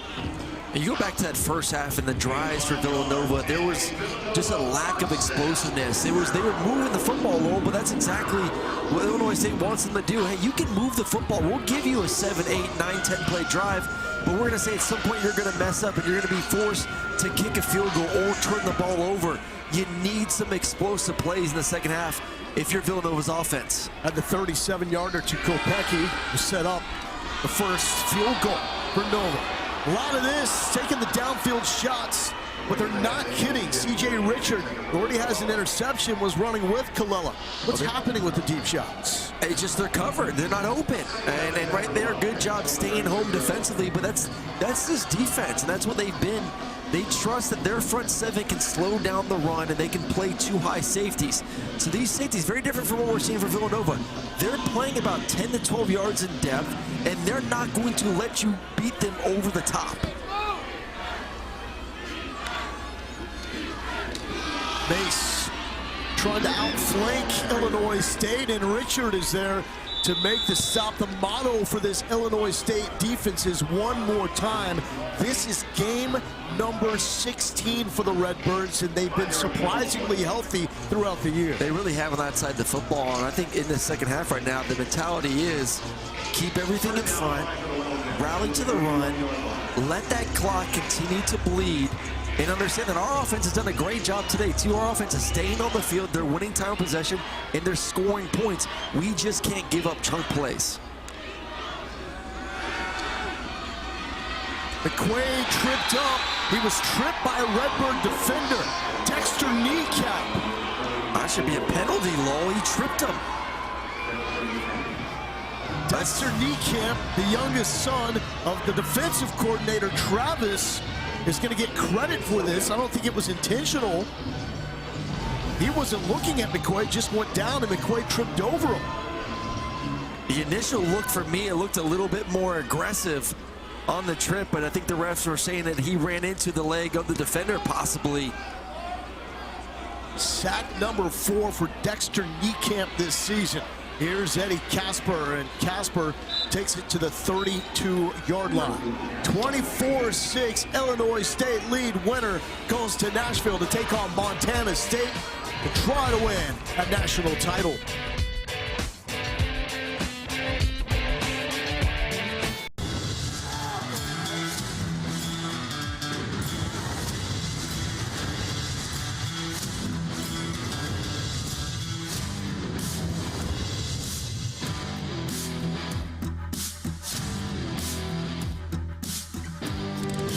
We've been doing this bracket thing on the FCS level for a long time. It's good to see the CFP following suit. Second year of the 12-team playoff.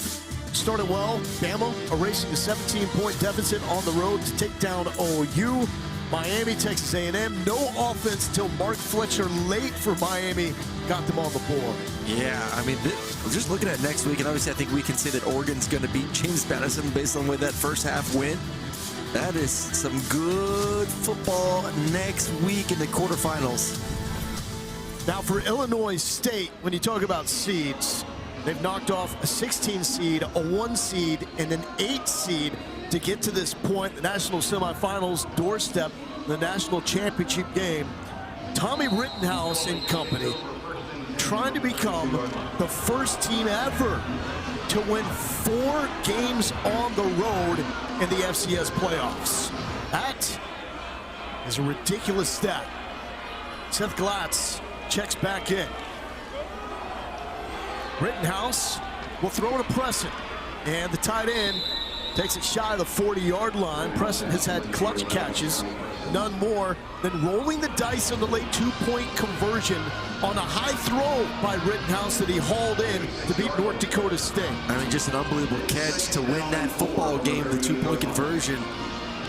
I mean, it's such a different game plan than what we've seen in weeks past for Illinois State. It's been, we're committed to inside zone, and we're just going to continue to run it and run it and run it. And right now, this game, it's been a lot more play action.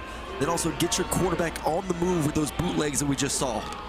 Tommy Rittenhouse hands it to Glatz. And congratulations to Rittenhouse, who on that previous completion to Scotty Preston passed Trey Robertson for the most passing yards in a single season in Illinois State history, as Glatz now lips off. Robertson was a quarterback in 2014 when Illinois State won the semifinals and nearly beat Carson Wentz and North Dakota State for the national title. This is a big third down right now, Lowell. They've been very aggressive defensively. At times we've seen all-out cover zero blitz. We'll see if they want to get aggressive right now. Rittenhouse dancing through the pressure, throwing on the run. Dylan Lord makes the catch. And that's what Rittenhouse does so well, buying time. And then the threat of him using his legs, you've seen in games past when it's third down and long or third down and medium, he takes off and runs. Runs nice shot there, feeling the pressure on the outside. He steps up and then out up and then out. Quarterbacks work this drill all the time. Get up in the pocket, and then you escape. You break down the defense, and then from there, you're essentially a point guard. They come up, and you're able to use your touch to get it up and over for the first down. Huge get out of Arizona for Illinois State and Dylan Lord. Rittenhouse pulls it sideline, incomplete to Scotty Preston. Lauren. Guys, I think one of the knocks that Coach Peterson talked about him not having a big enough arm to win the Missouri Valley Conference. But Rittenhouse told me, look, I've grown both mentally and physically. Mentally, it's decision-making, processing defenses, understanding my job better. Coach Peterson has helped me a ton over the years with that side of my football game. Physically, I think my arm strength has improved and my pocket presence has gotten better. Putting those things together has really helped me up to this point. Just looks up to Drew Brees. Brock Spack, his head coach, was the defensive coordinator at Purdue when Brees was the quarterback. Rittenhouse pressured, and backside from Shane Hartzell forces the incompletion. You think, though, if Rittenhouse was a bigger dude, taller, he'd probably have a shot to play at a higher level. I 100% think he would. I think he's athletic. I think he shows great anticipation and touch, really good footwork, and doesn't take a lot of negative plays. I mean, does not take a ton of sacks. Obviously, credit to the offensive line for that, but his pre-snap recognition helps him obviously accelerate post-snap where he needs to go with the football. So high IQ. So yeah, well, I think he checks off a lot of boxes to where if he wasn't, 5'10", 5'11", he could be playing at a higher level. Empty for Rittenhouse, four-man rush. Handled with ease, and another conversion to Scotty Preston. That's it ain't broke, don't fix it. Well, that's a perfect example right there. You know you have this dig coming from the field, so the dig's going to come from your left to your right. You're going to work the right side of the formation, use your eyes to work that way, working right, and then bam, I don't like it. Subtle slide in the pocket, knowing I got that dig route. So just a master of the offense, really good footwork in the pocket, and then very accurate with the football. So, I mean, as soon as I started watching film on this week, I texted you and said, man, I really like obviously both these quarterbacks, but man, Rittenhouse he's the real deal. Dawson sidestepping and back to the line of scrimmage.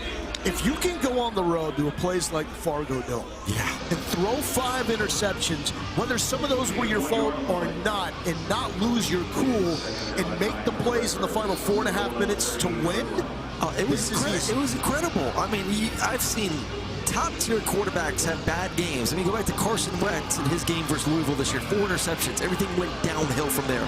This dude in a playoff game had 5 interceptions and just kept dealing over and over again, and just willing to put this team on his back to come back and win that football game was amazing. Throws such a catchable ball as well. Rittenhouse feels the pressure and just handles it like a heady veteran, which he is, sliding down safely at the 31-yard line. I mean, I'm looking at Villanova right now defensively, and this is not the same Villanova defense that you and I saw a week ago in person. It's not the same defense that we've seen on film this season that has been absolutely dominant. I mean, this is one of the best defenses in the FCS. 20 points given up per game. Tremendous against the run on only 127 yards. And right now they look helpless. They cannot figure out how to slow down this offense. Well, they can on 3rd down, 9 of 13. Preston has been the go-to target on this drive for Tommy Rittenhouse. Pulls it. Preston gives him a block. Rittenhouse going to tumble forward. It's going to be close as Anthony Hawkins was able to make the tackle, and it will be a 4th and short. You let Dawson rumble here? Yeah, yes, they're on the field right now, and we just said a couple minutes ago, a huge 3rd down that they were able to convert, and then it just shaved off another over 2 minutes. If you're able to get a 1st down here, you may end this quarter with the ball in your hands.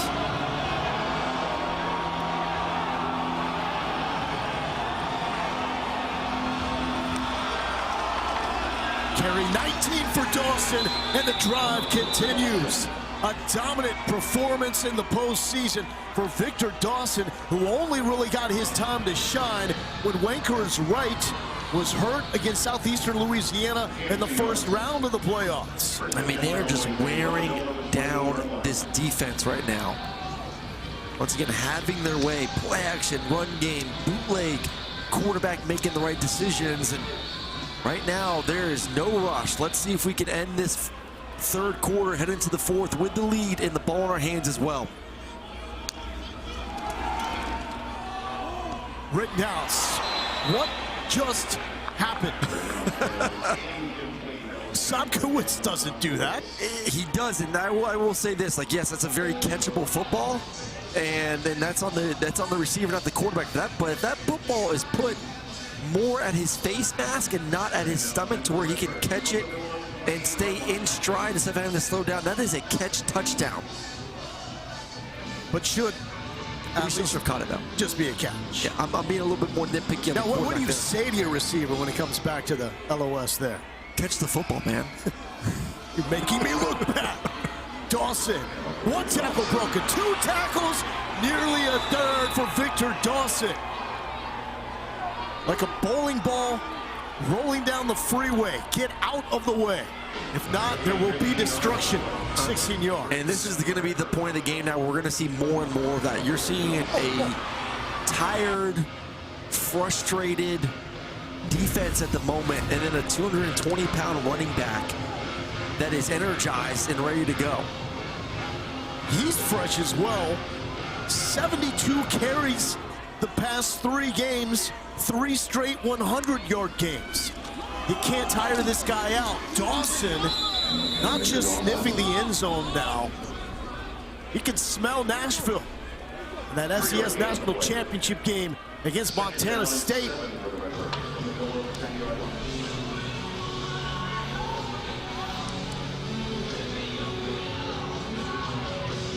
Let's see if they want to get Rittenhouse on the move. If Villanova wants to commit 7, 8 bodies into the line of scrimmage, we've seen 16 be able to pull it. It's almost like a triple option. You can hand it off, the quarterback can run it, and then he can also throw the ball into the flat as well. 2nd and 7, 1:27 on the clock here in the third quarter. Dawson will pick up maybe 1 yard, and that will set up 3rd down. Inching closer, tick, tick, tick, to the 4th quarter. And Illinois State will be content to sit on this thing as long as they can. Contingent on converting here on 3rd down. I mean, this is big. You're talking about field goal to touchdown is going from a 3-score game to a 4-score game. So Villanova, you may not get the ball 4 times in the 4th quarter. You may not even get it 3 times, but definitely better chance of getting it 3 than 4. So you've got to hold them to a field goal right now. 3rd and 6. Rittenhouse looked at Dawson. Now scrambles. Hartzell with the pursuit. Hartzell dropped him at the 10-yard line. Huge tackle in space for Shane Hartzell. Yeah, with 30, we've seen that matchup now, what, 2 or 3 times in this game. 31 hawking down the quarterback. 30 just shows you how athletic, how fast Hartzell is at that second-level linebacking position. But at the end of the day, that is the exact drive that you wanted. If you're Illinois State, you move the football down the field. You converted 3rd downs, 4th downs. Now an opportunity to put some more points on the board here at the end of the 3rd quarter. Mr. Energy, Michael Cosentino, his 2nd attempt, not of the night on the season. Oh, act like you've been there before. Right, look, last time he made the field goal running like a wild man to the sideline. Now he's like, guys, I'm a vet. This is what I do.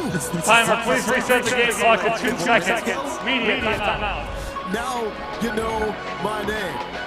A 27-6 lead for Illinois State. Trying to make it 9 straight wins on the road, which would extend the nation's longest active road win streak. More importantly, get to the title game.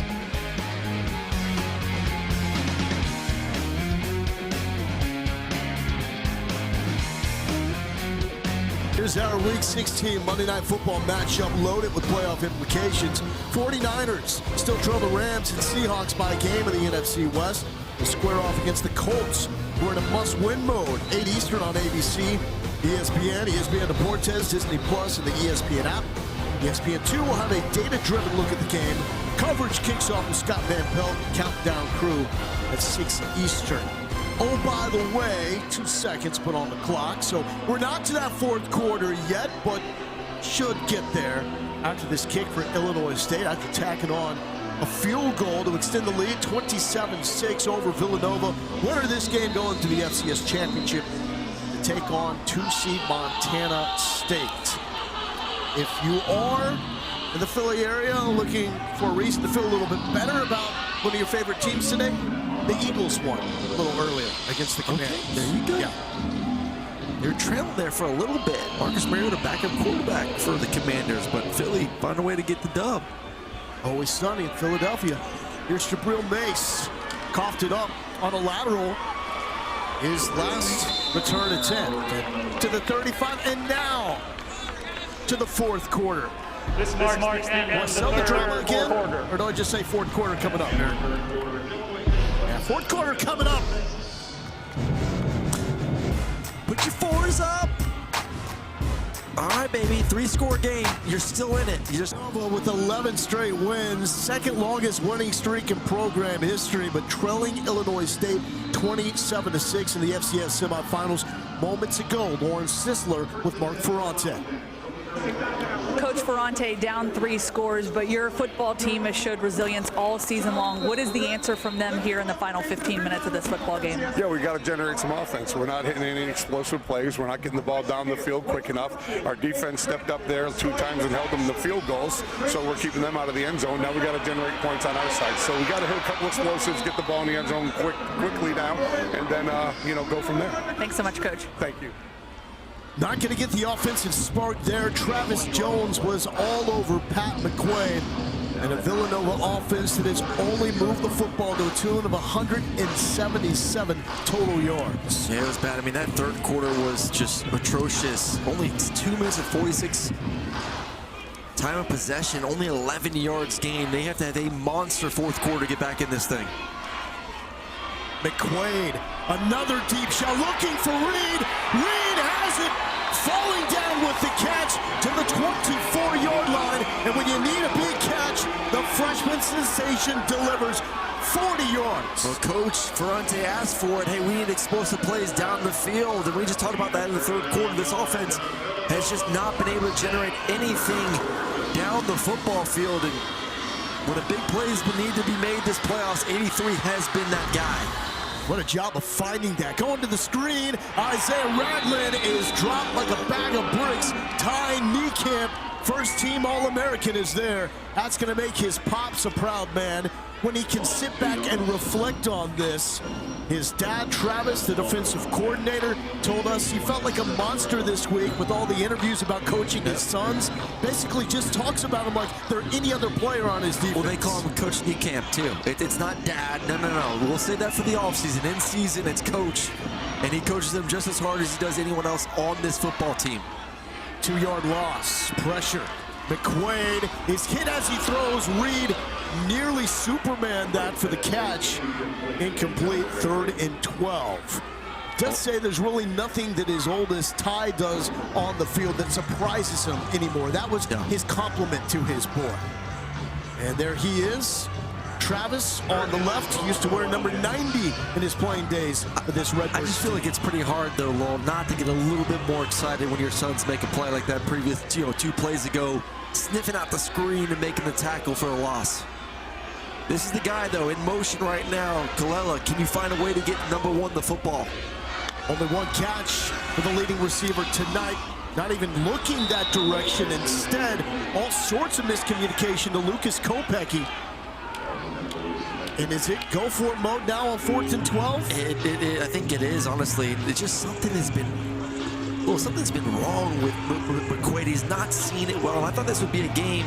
He's about a week ago, man-to-man coverage. He's going to throw off all the timing. You're getting more zone coverage here. You know where your routes are supposed to be, yet he looks confused post-snap. And there is movement.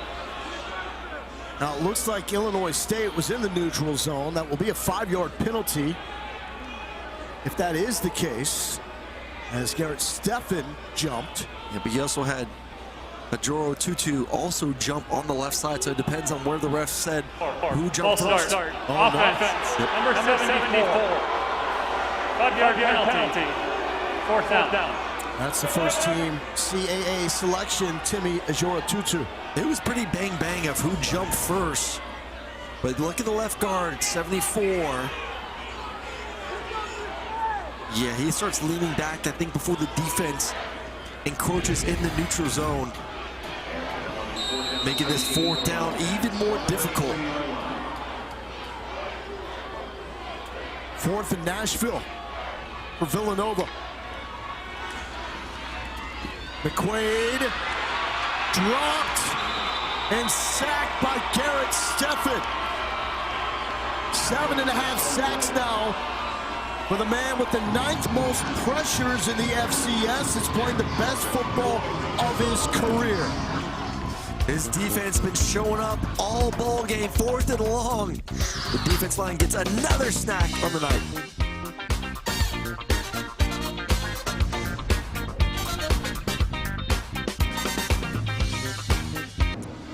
Is it too early for these fans to start looking into flights from Normal, Illinois to Nashville, Tennessee?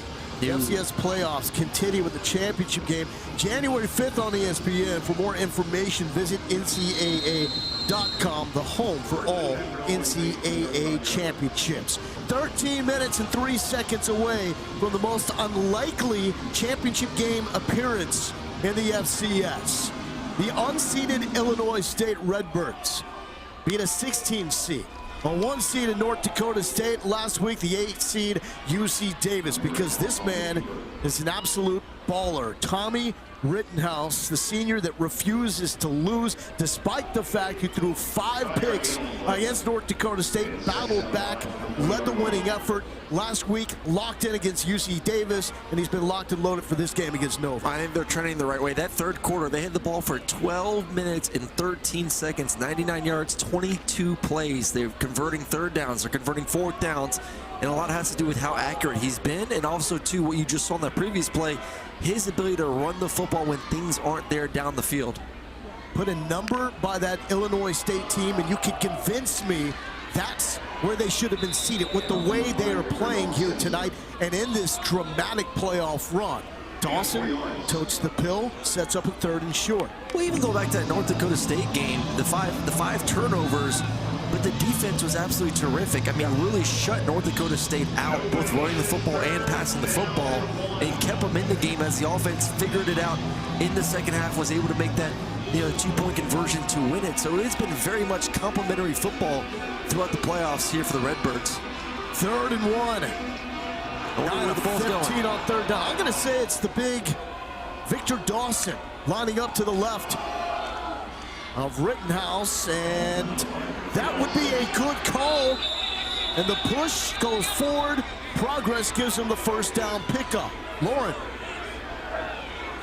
Going back to Rittenhouse, and just one of the biggest things for him in that North Dakota State game, we said, look, short-term memory. Bad stuff is going to happen. You can't control the pass. You can only control the next play, whether it's a touchdown or interception. And he's just been telling himself to have fun. Win or go home, so why not enjoy this? And you can see that here on the sidelines. He's really enjoying soaking it in with his teammates, sticking to his keys, trusting his preparation, and all the film work and everything he's put into this is paying off as they make this run in a magical season. School record 44 touchdowns responsible for. And flings it to the sideline. A lot of hand fighting. Daniel Sobkowitz and Newton Essien. A lot of one-on-one coverage that Illinois State has won for the majority of the night, and that has been a concern for Illinois State coming into this game, how physical Nova likes to play. Yeah, it was interesting too, because Nova's big thing when they're telling us all week was, hey, this is the best receiving core that we think we've seen all season, not just in the playoffs, but the entire season. Yet, the game plan has been that we're going to leave our corners on an island, that we're going to be ultra aggressive inside the box, and we're going to let those guys see if they can win on the outside. And to your point, Lowell, they have not won. Dawson, the bell cow. Now, Wanker's right, suited up last week against UC Davis, did not play.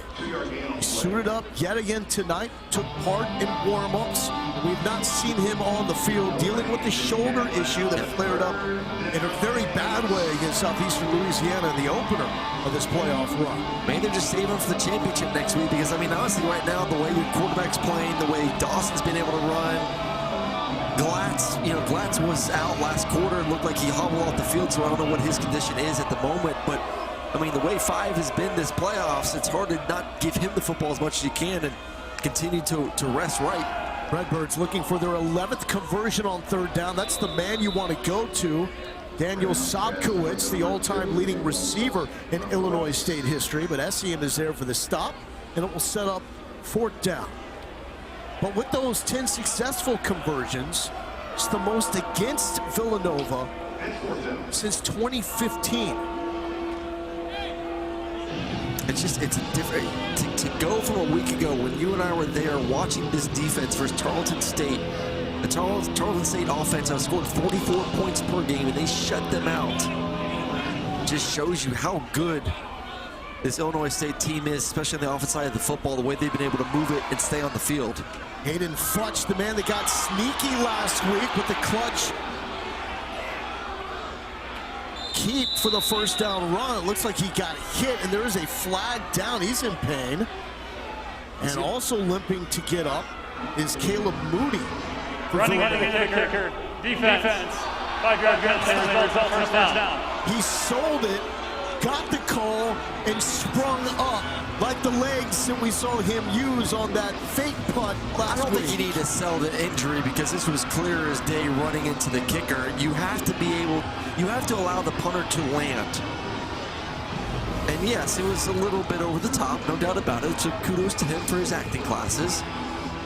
But that was going to be 5 yards regardless of what he did post shenanigans after the play. Usually when you stay down, like you limp when you get back up and sell it a little longer. It's not like they're going to take the flag away once it was thrown. I know, I'm saying I respect it, right? Do your job, get up, wipe your hands clean. Yeah, but the next time if I'm the ref that happens, I'm not going to throw it because if you're going to, fool me once, I ain't going to get fooled again. It's like, the boy who cried wolf. Dawson. That line parts. He motors through and breaks the 30. Well, you're getting to the point now, too.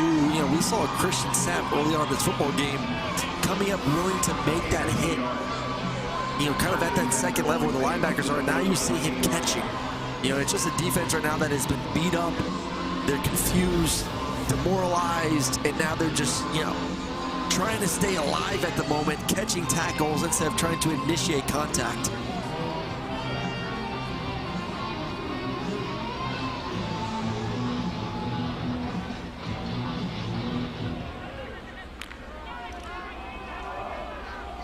Dawson, just so smooth when he carries, and when he finishes, you don't want to be on the wrong end of that contact because, man, he can move the earth and crunch some bones. The only thing I would say right now, too, is he's had a lot of carries these past couple weeks. 29 carries a week ago, a bunch of carries the week before that, 25 carries right now in this ball game. You'd love to make sure number 5 is feeling as good as he can be come next week if you're able to close this out in the next 7 minutes and 45 seconds. Redbirds dominating time of possession. Dawson, it looked like he nearly lost the football, but kept on rumbling through as the first down inside the 15-yard line. So the time of possession right now, 29 minutes to 18 minutes. 30, 34. I bet I was looking at the wrong sheet. The stats had not updated yet. 34 minutes time of possession. For a team that like to go faster in the regular season, they have shifted that philosophy here in the postseason, just showing that Brock Speck knows what he's doing, winning his coach in Redbirds history, and trying to get this program back to the national championship game. He was there in 2014 as we have some extracurricular breaking out. Everybody needs to cool it. And so Braden Jellison had to be settled down by his fellow offensive linemen. And so this all happens because Novici, number 99, is trying to punch the football out from Victor Dawson. Right here. Yeah, that's too much. That is this is not Jake Paul fight going on right now. Like, calm down. Yeah. And that's something that was actually flagged on the FBS level earlier this season, where yes, a player is trying to punch it out, but that can be ruled excessive. Rittenhouse to the go-to man, Daniel Sobkowitz. Oh, it's frustration. I mean, Villanova has not been beat up this bad defensively since probably the beginning of the season. I mean, it's been 11, 12 weeks since they have been brought out to the woodshed on the defensive side of the football. This has been a dominant, prideful defense, and their big thing is protect the brand. And their big motto, too, is we don't lose at home. Well, like, that is something they take pride in. We do not lose on this turf. And not only are they losing, they're getting embarrassed. 23 straight wins at home, longest active home winning streak in the FCS. Problem is, Illinois State, longest active road winning streak. And Sobkowitz trying to make it with a one-hand style against Dawood, which has been a fantastic battle all night long. How's that not a pass interference? Clear as day, night, whatever time it is, grabbing on the outside. Let's take another look at it. Look at two. Completely ripping his jersey. When Sobkowitz unable to come back to make a catch on the football. Jersey's being grabbed the entire time. Is that the makeup call? Sobkowitz got away with one offensive PI that wasn't called earlier in the game. I don't know if you're doing that. 30-yard attempt for Cosentino. How about this kid out of nowhere? And he's got 3 field goals tonight. That man with ice in his veins. Beautiful scene here. Outside Philly. Illinois State closing in on a championship game appearance. Brackets here with a December doubleheader that's got it all. First, in my own backyard, Illinois State at Villanova. NCAA playoff football with a real bracket. Then it's the #1 team in college basketball, the rampaging Arizona Wildcats, taking on San Diego State and its 5 straight NCAA tournament bids. Keep it right here for a night any bracketologist would love. Mr. Philly himself, Bracket Joe, breaking it down, and that's what makes this Illinois State team so remarkable. Joe Lenardi may not have had the Redbirds in his bracketology leading up to the FCS playoffs. They were an unseeded team. A lot was made outside of the program that the Redbirds were sweating out the selection. Brock Spector said, look, we come from the Missouri Valley Football Conference. We finished with 4 losses, typically an 11-4 team, or a team with 4 losses in the regular season from our conference.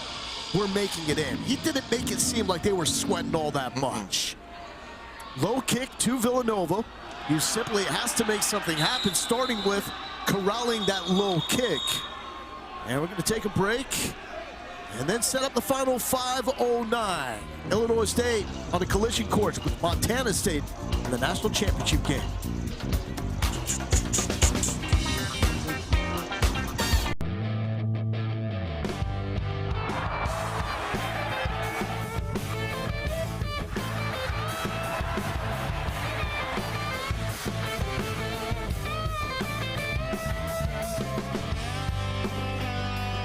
From Frisco, Texas, now to Nashville, Tennessee. First Bank Stadium, home of Vandy football, will host the FCS Championship January 5th, 7:30 Eastern on ESPN. Montana State already knows it's there. Back-to-back championship game appearances. And Illinois State closing in. Now, Aaron, this is not confirmed, but I believe the winner of that game also then gets to celebrate with Diego Pavi after Nice. Diego's going to be on the sideline, I'm sure, partying up, talking trash about the Heisman panel. Confirmed. Off the fingertips and nearly picked off by the Redbirds. Shadwell Kuba the second team All-American, voted by the AP. Nearly came up with his team-leading 6th interception. Just a tough night for that young man right there. Been so good. Pat McQuaid all year, taking care of the football, very accurate, and just, man, I've been there. It's one of those nights where it's just not coming off the hand like it usually does. 4-man rush. Here's a breaking coverage to Colella, his second catch. And being drugged down inside the 40-yard line, was able to get past Dorian Dubose. Yeah, we'll love to see more of that around the game. Just a stutter and go. Perfect job. I love him setting his weight, getting down, force that corner to jump up, and then getting on top of the speed. McQuaid going back that direction. Back-to-back catches for Colella. Came into this game with 73, leading the team. 5 100-yard games this season, one shy of the program record, and closing in on the single-season record for yards. But tonight has not gone the way number one planned it to go. McQuaid eludes the potential sack sideline to Reed, and it is caught by the freshman inside the 20-yard line. Braden Reed. 300 balls a day.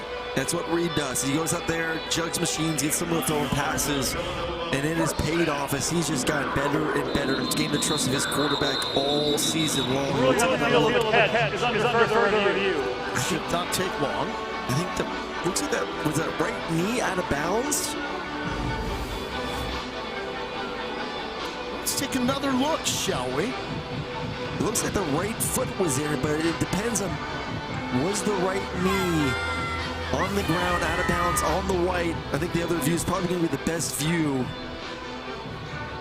Looks like it's better when he possesses the football completely. I think the other side.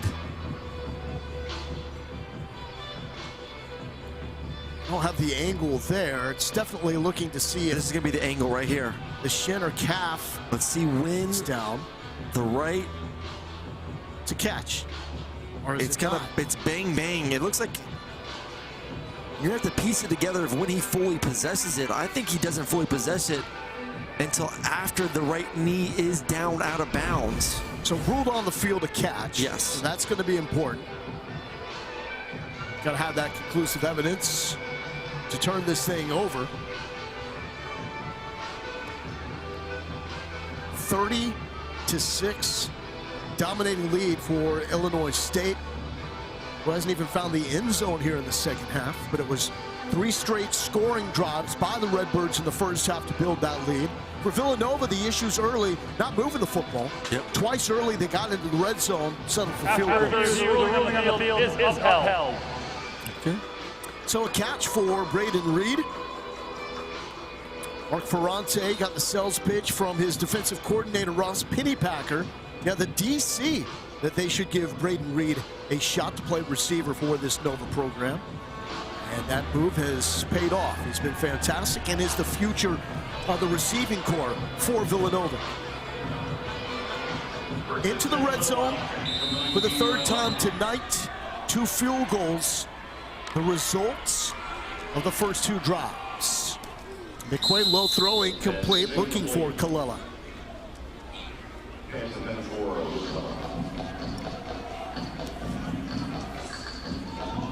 Illinois State looks every bit a part of a contender now. If you did not believe in the Redbirds after going to Fargo to beat the #1 national seed North Dakota State, if you did not believe after they shocked UC Davis, start believing now. Colella with his third catch on the drive. I think the biggest thing just on the defense side of the football, all that gives you, they don't beat themselves.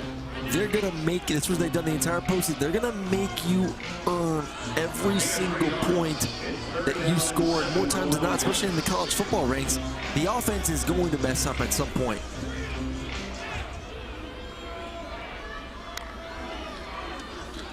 Pressure up the middle. McQuaid has to get rid of it.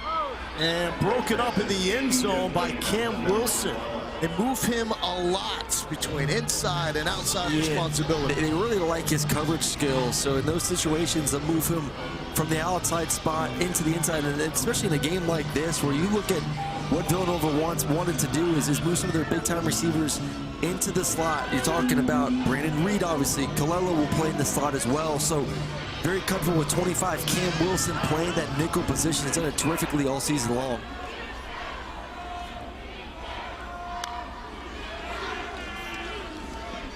Fourth and 7 for McQuaid. Looking for the end zone one-on-one. Oh, he did it! What a catch! Antonio Johnson, if Villanova's going to go down, they ain't going to go down without putting up some highlights.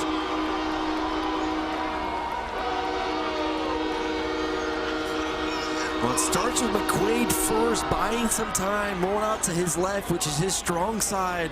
Then they're saying, hey, it's 4th down. I got to be able to get this ball in the end zone, get it up out of my hands, just give my guy an opportunity to go out there and make a play. And Antonio Johnson holding off the defender with his left hand, able to snag it. Nice one-handed touchdown. Now going for 2. First touchdown of the night for Villanova. Trying to make it a 16-point game. Oh, how about a couple of highlights back-to-back? Off Kallela, into the mix of Reed. Just like Chris Bowden, the OC, drew it up, I'm sure. I mean, exactly how you draw it up, baby. You distract that linebacker, and you pop it up to the buddy behind you. Great execution. Let's go back first to the touchdown catch from Antonio Johnson. Put it outside, let the big tight end use his body. Beautiful one-handed catch. Gets the right foot in. Nice touchdown for number 9. Some Michael Trigg stuff that we saw from Baylor's tight end. Oh, yeah. And let's see a little 2-point trickery. Whoop, whoop, whoop.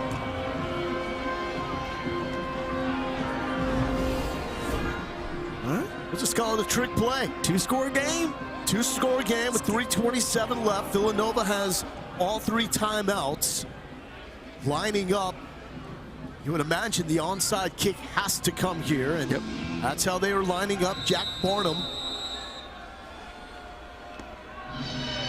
try to get the proper spin and bounce on this football.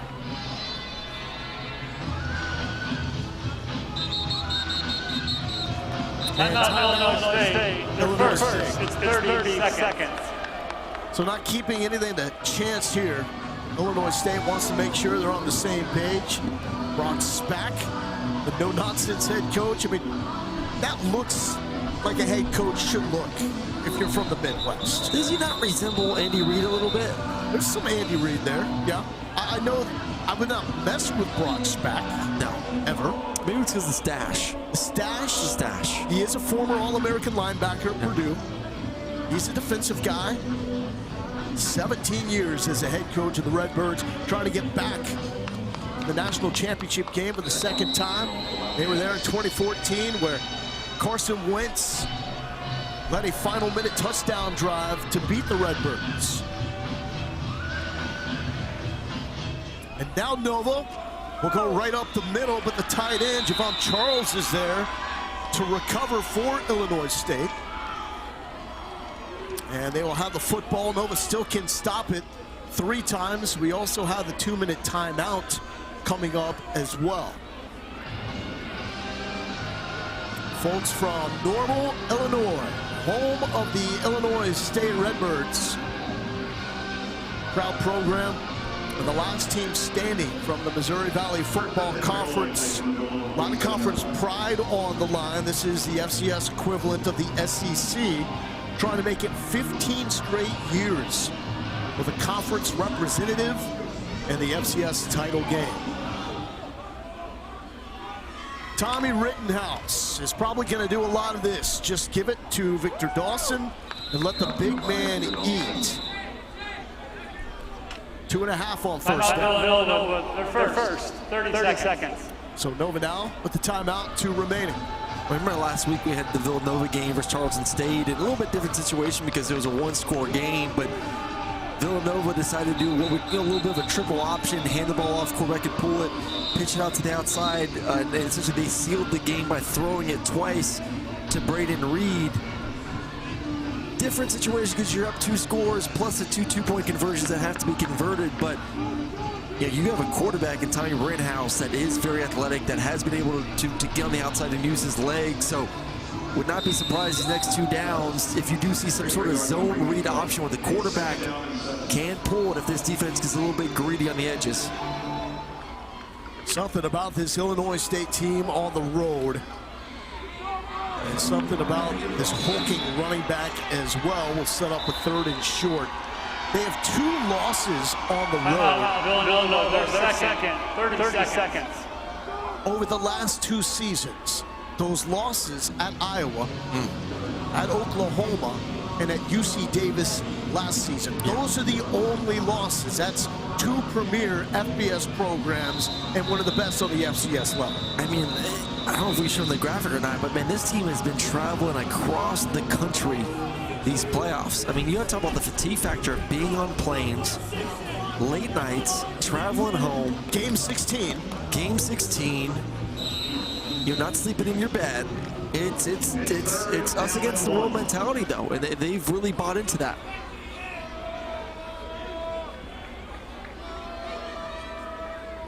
Third and 1 with 3:04 left. Dawson all the way, no surprises here, and that second surge is enough to get Illinois State the first down. Dawson has been an absolute difference maker in the postseason. This is now 3 straight games that Dawson has set a career high in rushing yards, starting with that upset at North Dakota State. Yeah, it's been unbelievable what he's been able to do. Final, 30 seconds. I mean, this is not round trip. This is just to these locations.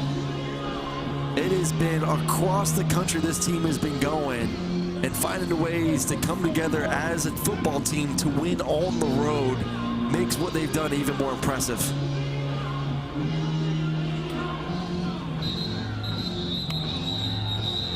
.137 rushing yards against North Dakota State for Dawson. 148 last week, and tonight 153 on 32 carries.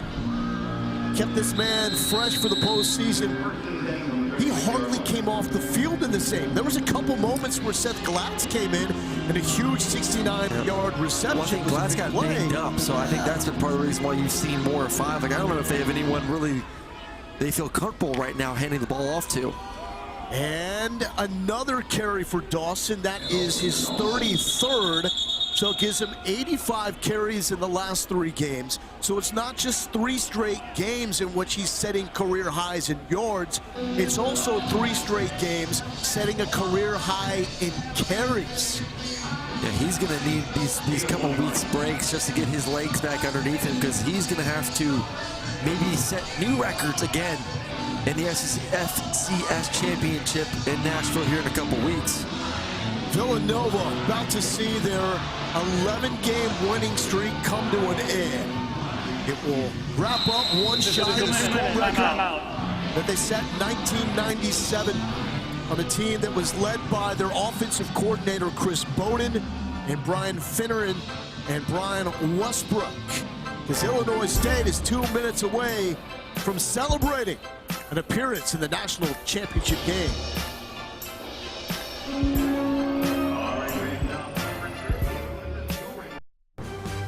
Beautiful campus here at Villanova. It has not been a beautiful night for Wildcats football. Came in with so much promise, believing after thumping Harvard, coming back to beat Lehigh, and doing the same against Tarleton State and Stephenville last week. And they saw Illinois State up in UC Davis. At that point, Nova knew they were in the semifinals, but that upset allowed Villanova to host this semifinal round. But Illinois State 2 minutes away from its 9th straight win on the road. The longest active road winning streak in the FCS. Tommy Rittenhouse, he has been a difference maker tonight. Slides down short of the line of scrimmage, and the clock will keep running. Nova cannot stop it. Oh, he's protected the football, that's for sure. Not really putting it in harm's way. Throwing it besides the one pick that was end of the half, kind of, you know, a heave, essentially a punt there before they went into the locker rooms. But other than that, been very efficient, has run the football when he's need to run it.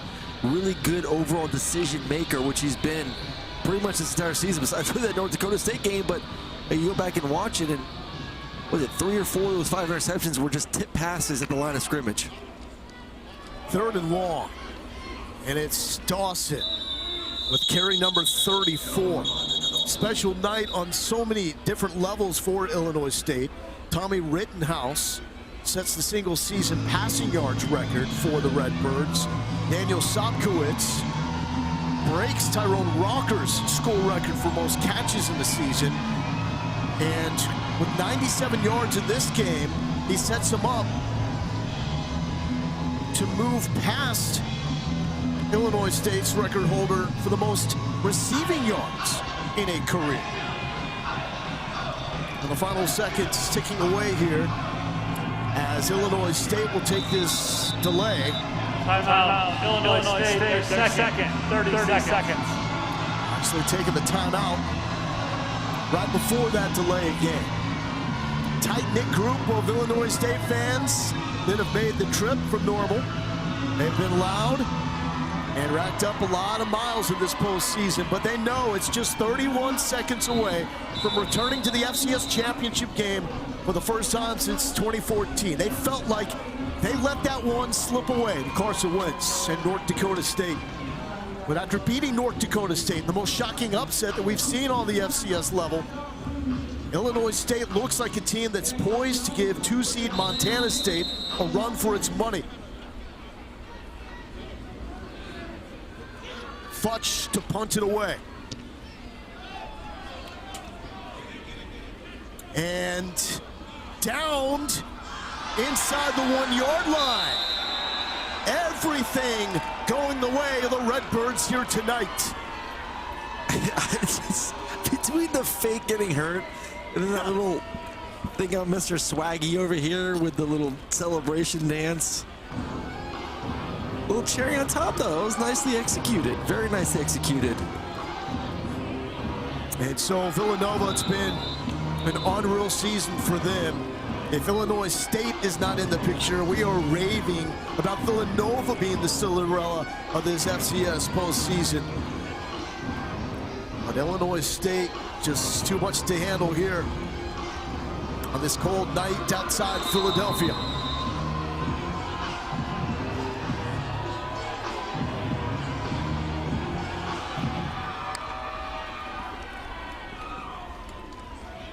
McQuaid high to his tight end. And that's hauled in by Antonio Johnson. Right at the line to gain. That's going to be a first down for Villanova. 12 wins this season for Nova. Timer, 3 seconds the game clock for 14 seconds. It'll start a light signal. The most since the 09 championship team.